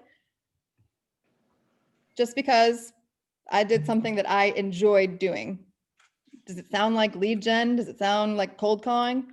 No, because it wasn't. I made it something that I really genuinely wanted to do. Hey, I talk about that a lot because I joked that I'm not running unless someone's chasing me. So I obviously am not going to get out of this chair and go run a 5K right now. But if I were, I would have to start off small with walking and running and walking and running until the running part became more than the walking part. So a lot of times when we talk about you've got to lead gen, we have this idea that we have to go lock ourselves in a room, pick up the phone and call everybody in our phone or all these people in this database. And we've got to do it for 3 solid hours. You can't do it 3 solid hours if you haven't done it before. You've got to build up to it. And you do have to find the way that works for you, like yours. And one of the things I got from Brent, on a call a long time ago was look at his nervous face right now. Different. No, this is a good one because it's talking about like door knocking. Mm-hmm. I'm not going to door knock, but if I were having an open house and I was collecting food for a charity, I would door knock and hand them a bag and ask them to come to my open house or put food out by the street and I would pick it up afterwards. Yep. So you've got to turn whatever it is you need to do around. And another friend has taught me about turn the prism. So you have to turn the prism and look at it in a different color on what it is. Yep, because everybody's is different. Betsy, can I go off script and share just one thing real quick? I just wanted to share some numbers. Okay. Cool. So I'm going to share my screen. If then I can figure out how to share my screen. Can you see my calculator? Yes. Yep. Yes. All right. So let's just pretend that you had 5 conversations per day. Okay. 5 conversations. That's it. Is there anybody in here that could not fit 5 conversations into their day? We're having 5 conversations right now. Exactly. Yeah. Okay. So let's pretend that you have 5 conversations per day, and let's pretend that you do that for a week. It's 25 conversations. You with me so far? All right, cool. Now let's pretend that you had those 25 conversations 50 times a year. So let's pretend that over the course of a year, you worked 50 weeks and you had 5 conversations 5 times a week for 50 weeks. That's 1,250 conversations over the course of a year. Everybody with me so far? Yes. If you got a 2% conversion ratio, a 2% conversion ratio, that'd be 25 transactions. So we talk about making calls and we talk about lead generation and we talk about some of those other catchphrases that we all are pounded in our head in real estate, right? At the end of the day, go contribute to somebody 5 times today. right? It doesn't have to be about real estate. Or go have fun with somebody, or go, send somebody a screenshot of a picture from 4 years ago and say, hey, miss your face. I mean, she got a listing or a buyer lead off of that one text message to 3 people. And I intentionally did not bring up real estate because I don't want to be that friend that only contacts them to sell them something. I just wanted to come from my heart and make connections and let them know that I truly miss them. And that came out of nowhere. Yeah. So just do that. Do the activity part. Just do the little bit, right?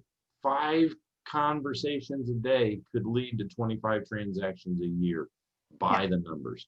Because when you're authentic, you will attract people that you want to work with and that want to work with you. And we've got several examples of that in this room right now. So thank you, Betsy. I apologize for going off script. No worries. And I think we've, on the next part of that slide, what new activities will you add in order to make your life and your business more focused on your big why? I feel like we definitely nailed it there. If it's reaching out to people and just saying, hey, I thought of you, just wanted to say hi because I missed you. Or if it's working with a charity and getting to know those people, real estate will come up because that's what you do. So you don't have to go in there with the purpose of selling everybody a house or selling their house. Go in there with the purpose of doing what you want to do and contributing what you want to contribute. And it will just organically happen. Yeah, if you want to hang out with bartenders on the beach, go hang out with bartenders on the beach and bring them something of contribution like a raffle and or see how much fun, see how much fun you have with that and see what business that brings you. Hey, Brent, why are you stealing my thunder right now? You know I did that. That's the other thing is so many of us like to keep our great ideas as proprietary information. I'm here to tell you that when you contribute and you just share, it's not going to make you any less significant. It's not going to make the people in your world appreciate you less because you've shared that idea. It's only going to bring you referrals and have people credit you with having that idea. And even if they don't, who cares? It's still your idea and you know that. People's reactions, people's actions, people's everything else is a reflection of them, not you. So if you're coming from contribution, that's a reflection of you. Right? Yep. All right. So the next part is about the law of attraction. According to Wikipedia, the law of attraction is the belief positive or negative thoughts will bring positive or negative experiences into a person's life. So that being said, everything that you do or say or think is a choice. The thoughts that you have in your head, the things that you tell yourself, the opinions that you have of other people, they're all a choice.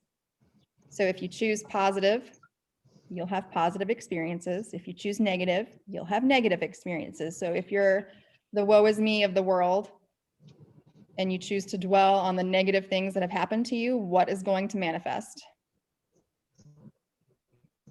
More junk, right? Negative things. Right. Absolutely. Yep. If you flip your script, choose some positive affirmations, and then I always just change the attitude to gratitude. What will you attract?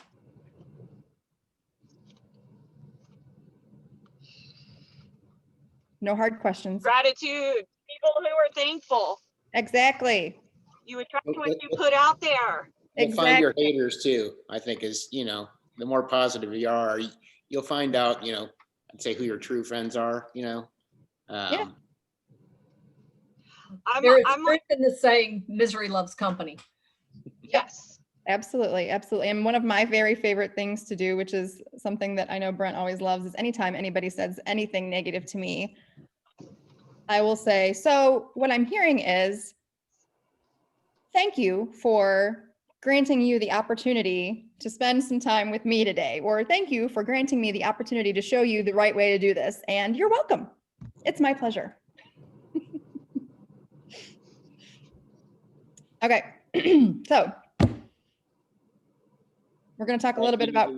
Sorry to interrupt, Brent. You need to record those people's expressions on their face when she does that to them. That'd be priceless. I do it all the time. Yeah. What doors will this open for you? Who knows, right? Wrong. You know what doors open for you because this is what you're manifesting and what you're attracting and what you're looking for in your life. So because you choose to have a vision, you attract those open doors, which brings us to a little bit of homework. It's called a vision board. Is everybody familiar with the vision board situation? I already have one. Yay! I have one in my head. Oh, girl. On my, it's my screen. It's my save screen on my laptop. So every time I open my laptop, it's right in front of me. Awesome. That's exactly what we're going to talk about is sitting down, visualizing in your head what's going to happen tomorrow, what's going to happen in 2021, what you want for retirement, who do you want to surround yourself with, and then you literally make a poster with pictures of those things and you focus on them every day. When you turn on your laptop, maybe you keep it on a bulletin board in your bedroom, maybe you put it on your car, somewhere else that you go every day, but just cover it with pictures that represent what you want in your world. And we know what we focus on expands and that we're attracting positive things into our world. So create your vision board and it will just start to come to life. So when you decide that you want to buy a new car and you're thinking that you want a Honda Civic, what do you start to see everywhere? Honda Civics. Absolutely. So just for fun, I made a little vision board last night and we're down here and I have my daughter down here and she's starting to look at colleges and she's starting to look at the University of West Florida. So presuming that that's what she wants to do, I put that on my vision board. And when she actually makes that decision, I will put that on my vision board. She doesn't have to go here. We went and looked at some vacant property and this one was really fun and pretty and I really loved it. Those are the people that I surround myself with. I want a Tesla just because, you know, you don't have to have gas or oil changes or anything. Also, this is the number that my team is manifesting this year. And this is the number of appointments a week that's going to get us there. Simple, brief, everybody make sense? Super. Hey, Betsy, when you decide to move down here, I know a realtor. She's really cool. She knows the beach really well. I will keep that in mind. I hear she makes a mean chocolate cake shop too. True. I know where to find the best ones. Nothing, Brent? No. Oh, what I was going to say was that one of the things that always kept me from doing a vision board was that I thought that it had to be real complicated, and it doesn't. It's like, what is truly going to light your fire and keep you moving forward and keep you motivated? And so it doesn't have to be some big fancy conglomerate of mind mapping and all that good stuff. It can just be the true visualization of what does a life by design look like. How long did it take me to make this slide, Brent? Oh, I don't know, 6-7 minutes. Ta-da! Also, you can make it very elaborate and you can get really fun with it and you can have other people do it with you, obviously via Zoom because COVID is a thing, but you can have as much fun as you want with it. So, big why, so what, now what? Now that you have your big why, how does it translate into your business? How do you communicate it to your clients and your teammates? For example, my big why is my kiddo, spending every day working to create opportunities for her to become better than she was yesterday and achieve absolutely anything that she wants to do. Okay, so does that mean every person that I encounter, everybody on my team needs to have my big why? They need to be able to support my daughter and create opportunities for her? No. Like, what if they have their own kiddos? You know, too bad, they're hungry. Only my kiddo gets to succeed, right? No, of course not. So the idea here is to take your big why and all of the passion and reflection that you've done today from your past and discovering what is fueling you to achieve that goal and turn it into your mission. So when you make it your mission, you're creating a mission for your business such that by following it, you're not only achieving your goals, you're helping other people reach their goals as well. And by helping those people, you're automatically achieving your goals. So for example, if you're on a team and I'm helping my team reach their goals, and because I have a share in that, what automatically happens? You reach your goals. Yay! Sorry, I was muted. That's okay. I don't know what I did there. So for homework, you're going to create your own mission statement or be an overachiever and go through the entire MVVBP. I can't even say that. So that stands for mission, vision, values, beliefs, and perspective. And you can find that worksheet anywhere. Base it on your big why. Put it on your marketing pieces, your email signature, your business cards, your listing and buyer presentations. Because when you're talking to people about who you are and why they should work with you, they want to know about the person. They're not, yes, I want to sell your house because I want you to help send my kid to college. No, that's not what it is. So if you have a mission statement that's powered by your big why and your inspiration for everything, my baby, my baby. On the screen. Then what happens, because of the law of attraction, you put positive beliefs into the universe, and then who do you attract? People who want to work with you, people who want to support you. So as an example, I made this poster for my team, and our mission at the very bottom there is creating limitless opportunity. That's our mission. We create limitless opportunity for ourselves, our family, our clients, and the communities that we serve. That is our mission. That is what we strive to do every day. And our beliefs are the big white kind of cut off situation there, but it's activities, accountability, and achievement. Reasons or results, not both. Be better than you were yesterday. We can do hard things. Faith over fear. Fail forward. Come from contribution. Extreme accountability. And compromise over confrontation. And I am actually working on rebranding just about everything, but a lot of those pieces will be included in everything that you see that has our brand on it, because that's what we want to put into the universe, and those are the people that we want to attract. Does that make sense? Yep. And in the event that you happen to share those goals, wouldn't it be great to come across somebody who thought the same way that you did and that also wanted to put those things into the world, and you want to support them? Yes. Thank you. All right, so what could get in the way of achieving your big why? Only our own limited thinking. Sure. That's definitely something that can get in the way. What else will get in the way? I think that'll get in the way more than anything else. That's I mean, absolutely if you true. can't get around your own limiting beliefs, nothing, you won't be able to overcome any other obstacles. Yeah, you're dead in the water. I think something that I've learned kind of the hard way, and Brent will know this as well. I've had to work kind of harder at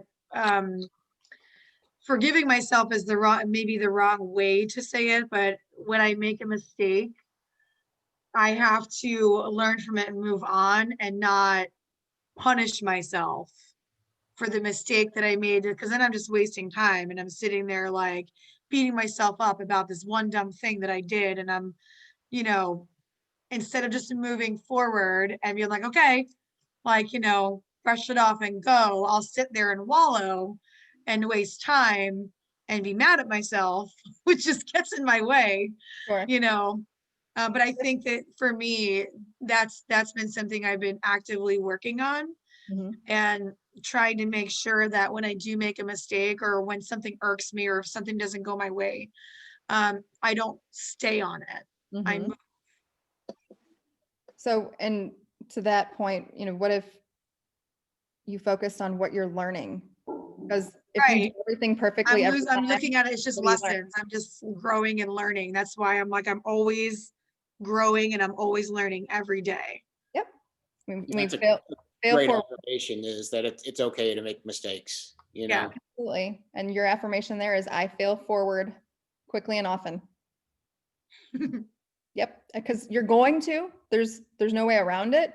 So if you have a plan in place mentally that says, okay, I'm going to take this failure, figure out what I learned and how to do it next time, make a change, and then move on. Because if you're not making mistakes, you're never learning anything. And I am living proof that you will make mistakes and just get back up and keep going. What else? What else will get in the way? What about those of us focused on certainty and doing those activities instead of growth? Keep doing the same thing, you'll keep getting the same results. That's right. Absolutely. All right. So the point here is that just because you have a mission now and a big why and all these great goals, you still have life. Life is still going to happen. You'll get sick. Your kids will get sick. Other random things will happen. It's just the way it works. So how to prevent it? Like I said, life will happen. So who's holding you accountable? Who's your go-to person to lean on when you are just having a bad time, a hard time, whatever the case may be? Who can give you a hug? My hubby. Absolutely. I'll hug your hubby when I'm sad too. He's a cutie. I like it. I hug everybody. These two. Aw, Didn't you come see the present under the tree for you? No, I did not. it's for me. But you can't guess what it is. Yeah, I know. She'll tell me before Christmas. That is I'll tell you before the night's over. Probably. If I'm lucky. And then what's your plan to get and stay on track? See what I did there? I even look, see what I did there? I did not pay her to say that, I promise. No, but I thought it was hilarious. So this is where taking a class, obviously getting a coach. Oops. All of those things will help you achieve your goal by keeping you accountable, by being that person to lean on, even though you have your husband or whomever. If it's real estate related and you need feedback or help, even if you don't have a coach, if it's somebody at the office. I know y'all are organized into tribes, and I know this is a big part of it. So have a plan in place, because life will happen. Nobody's perfect. You will fail. And you need a plan to get back on track so that you can still go forward with your mission, right? Yes. Yes. I know Yes. we're almost done. I was on mute. Yes. Thank you for sticking it out. All right. So one last homework assignment. And this one is powerful. You're going to write a letter to the person or people in your life who will be impacted the most by you not getting up every day on purpose with purpose to move forward toward achieving your big why goals and your mission.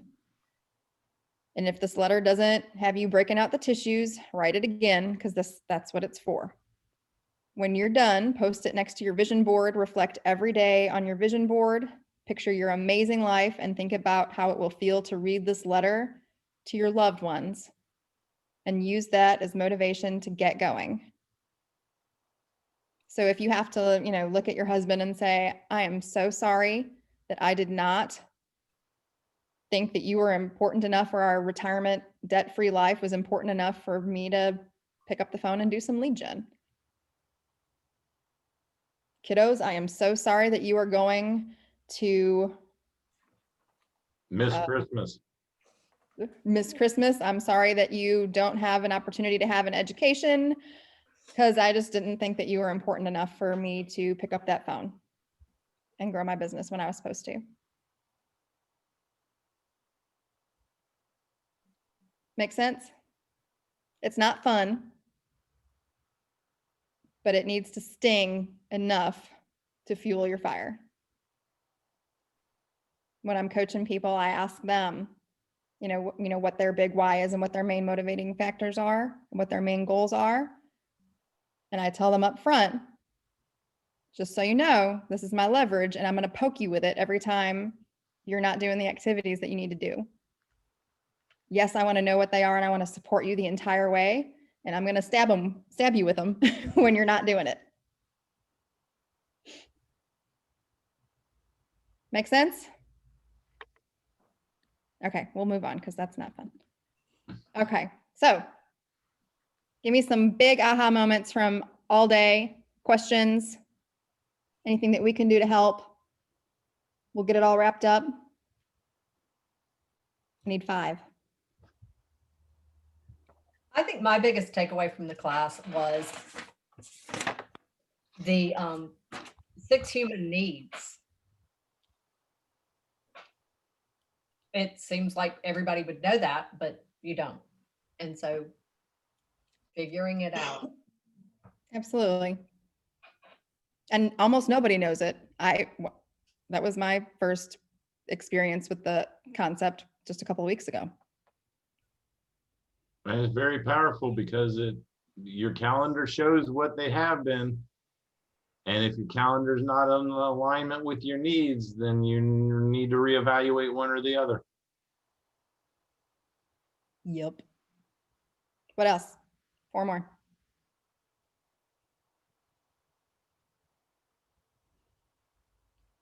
I like the affirmations, and that's something I'm gonna work on being consistent with and trying to come up with like affirmations that kind of fit the different parts of my life or the different moments in life, because they're gonna change all the time. Kind of like the 6 human needs are there, but you're shifting your focus on those even pretty constantly. At least I am. Like, I mean, I can shift through those depending on the time of day and how low my blood sugar is. Like, yep. So, but I like the affirmations, and I think that's something that I could definitely benefit from.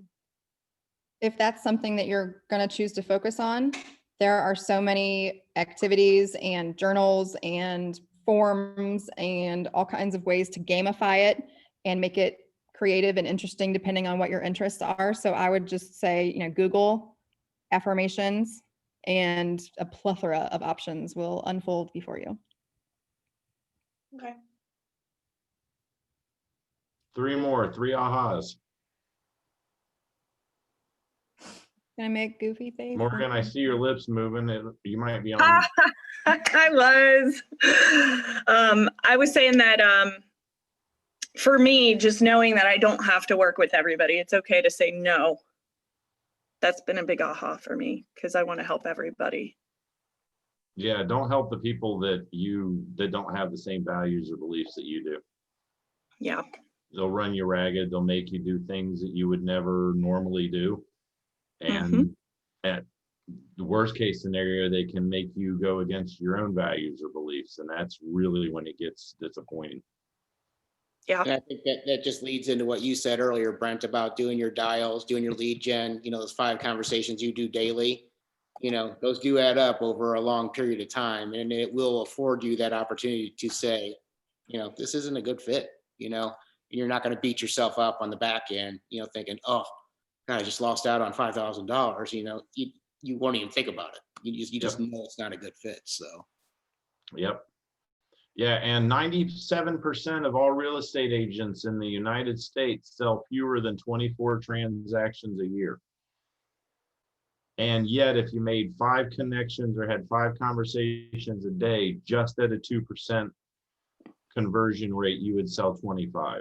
So have those conversations, make those connections, absolutely.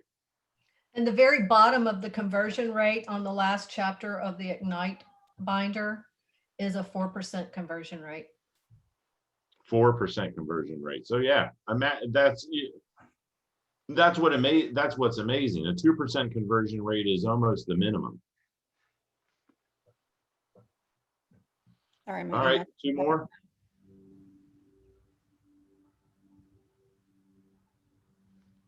Elena, Jeanette, Kim. We only need 2 more. I'm just gonna keep making funny faces. I just agree about 6 minutes. For me, it's for me new. Yep.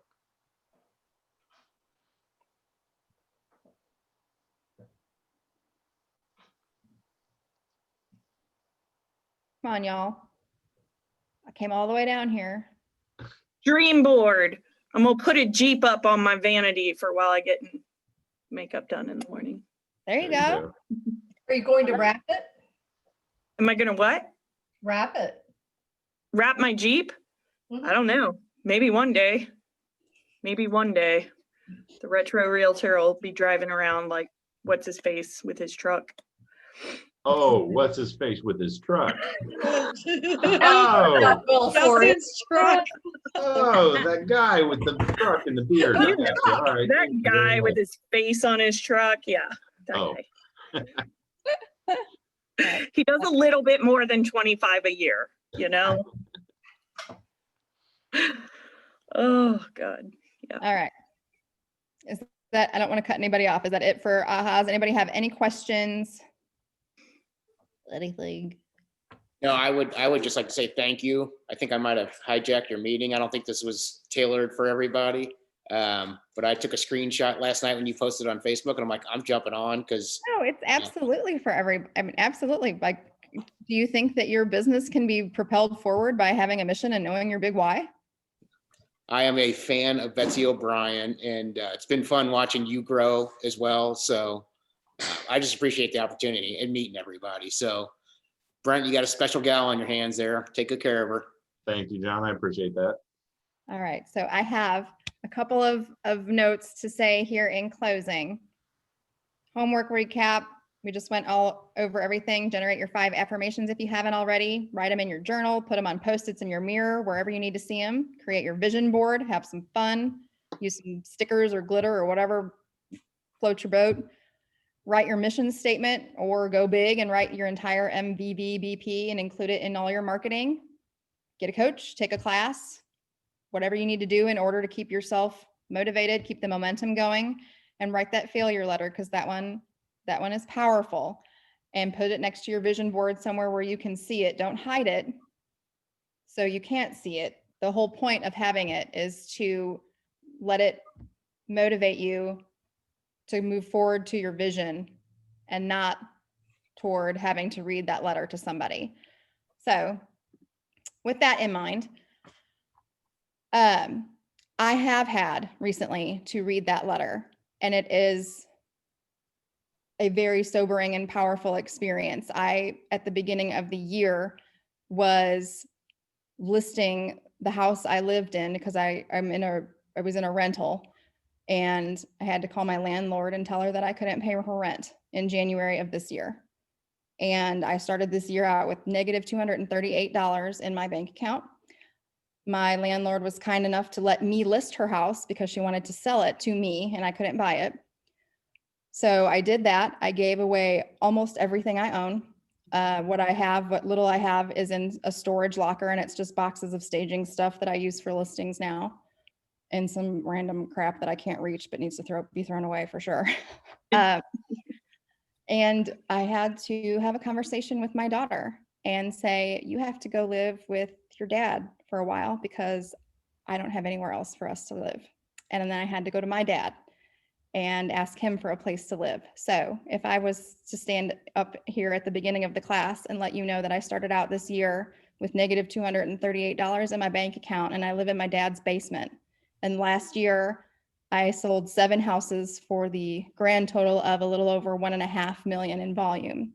Would anybody think that I had anything credible to say other than wah? Probably not. At the beginning of this year, by the end of first quarter, I was really focused on building my business, and I had matched the same volume for all of last year. And in my defense, last year I was coaching until July and had some success in coaching, and then I switched over and started my team. So it's not that terrible of a story, but at the same time, in March, I found myself in a situation unlike never I have ever been in before. And I was involved with someone who I thought had cared about me, lied to me in some very major ways. There was a physical altercation. I was battered and bruised. I gave him a black eye, which I'm kind of proud of, in self-defense, not, and I didn't just haul off and punch anybody. But at least I got one in. And I was diagnosed with PTSD. I survived some other very serious medical complications because of what had happened. And I took 3 months to recover. And I didn't really do anything for 3 months this year, from March until June. Went through a lot of therapy, had some medication, diagnosed with PTSD. Coincidentally, that's where Brent and I became very close, and all of that started. And I got some very real clarity around my mission. And I don't ever have to want to say to my daughter, I don't have anywhere for us to live. I can't afford to keep you, much less send you to college or do anything else that I want you to have the opportunity to do. So I have spent every minute of every day ever since working my tail off and building a success story that I can be proud to tell. And I'm not necessarily super stoked about the first part of the story. However, I am so proud to have gone through it. I am so grateful because I have found strength in myself that I did not know existed. And I'm so proud to be able to stand here and say that I still live in my dad's basement, but I'm on my way out. It's getting there. And And Betsy, to ask a quick question, in 2017, you closed 25 transactions, right? right. Was that your best year? We should say that as of December 31st, 2020, I will have closed 31 transactions for just under 6.2 million in volume. Nice. That's awesome. Thanks. And next year we'll do 50 at 10 million. Amazing. And you equate that to really honing in on your big why. 100%. Because, when I would have to go to therapy daily for a couple of weeks and then every other week, and, it kind of stair steps down. That's exactly what my therapist would start every day is, tell me something good. What are you working for? What's the reason that you're getting yourself out of the pit where you've been? And 100%, it's creating opportunity. For me, it's creating opportunity for my kiddo. And then for my team, it's creating opportunity for their kids, for their families. And what we do as a team is create opportunity for our vendor partners, for our communities that we serve. Everything that we do from here forward, everything that we're planning is contribution based. So you can turn that into your mission 100%. It can be successful 100%, and you can let it motivate you.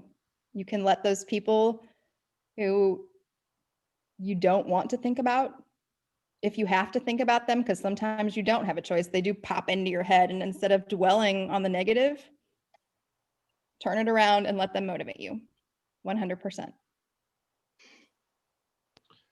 So thank you very much, Betsy. I appreciate you sharing your story with the group. My pleasure.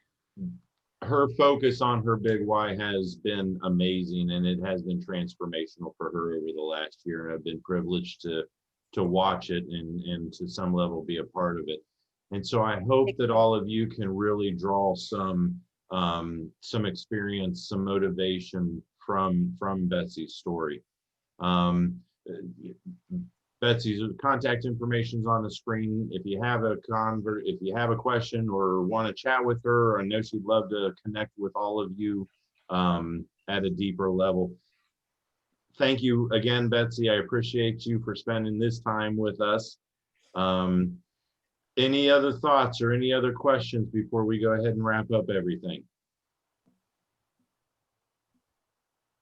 Is this gonna No, but be like thank something you.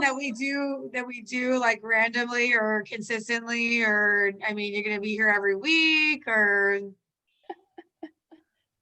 I'm here all week, tip your waiter. I don't know. No, I'm available all the time and I come back down all the time, but just because we have Zoom now, I can schedule regular things from home too.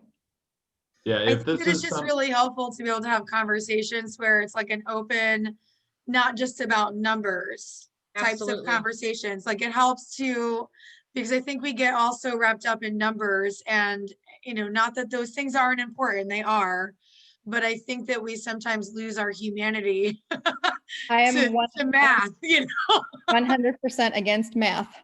I Yeah. don't math if I can help it, and my accountant will verify that.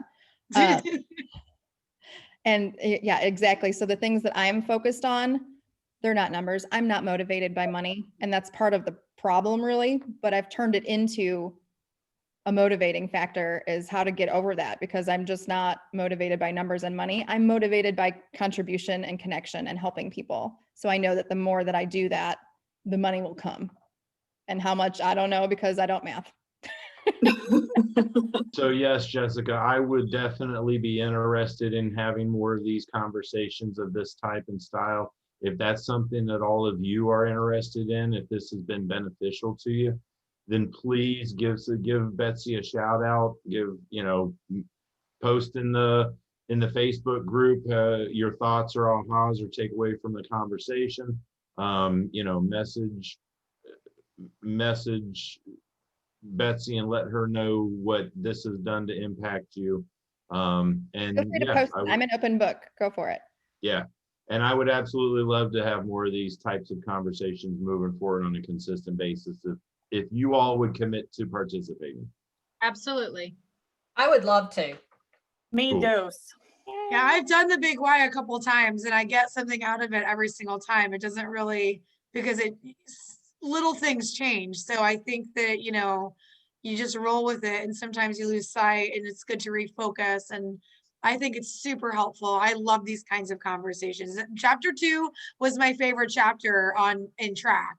I revisit it quite a bit in my book and I read and I cry at myself, you know, so I think that it's helpful and it makes you be super introspective and also lets you know you're not by yourself.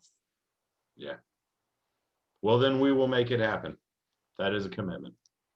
Thank you, everybody, for letting me tell my story and let me connect with all of you. And hopefully you were able to take a couple of tidbits, if not from the slides or the pictures or me poking fun at Brent. Hopefully there was something that you can take away. Awesome. Thank you. My pleasure. All right, everybody. Well, have a fantastic rest of your Friday. I'm going to give you 21 minutes of your day back. Thank you for spending some time with us today. I will have this uploaded onto YouTube, and I will share the replay link. So if you'd like to go back and take a look at a section that really resonated with you, or maybe something that you want to go and revisit, then please feel free to. All right. Thank you, guys. All right. Thank you. Thank you, Thank you everybody. so much. Come in, John. Bye. Bye. Bye. Bye.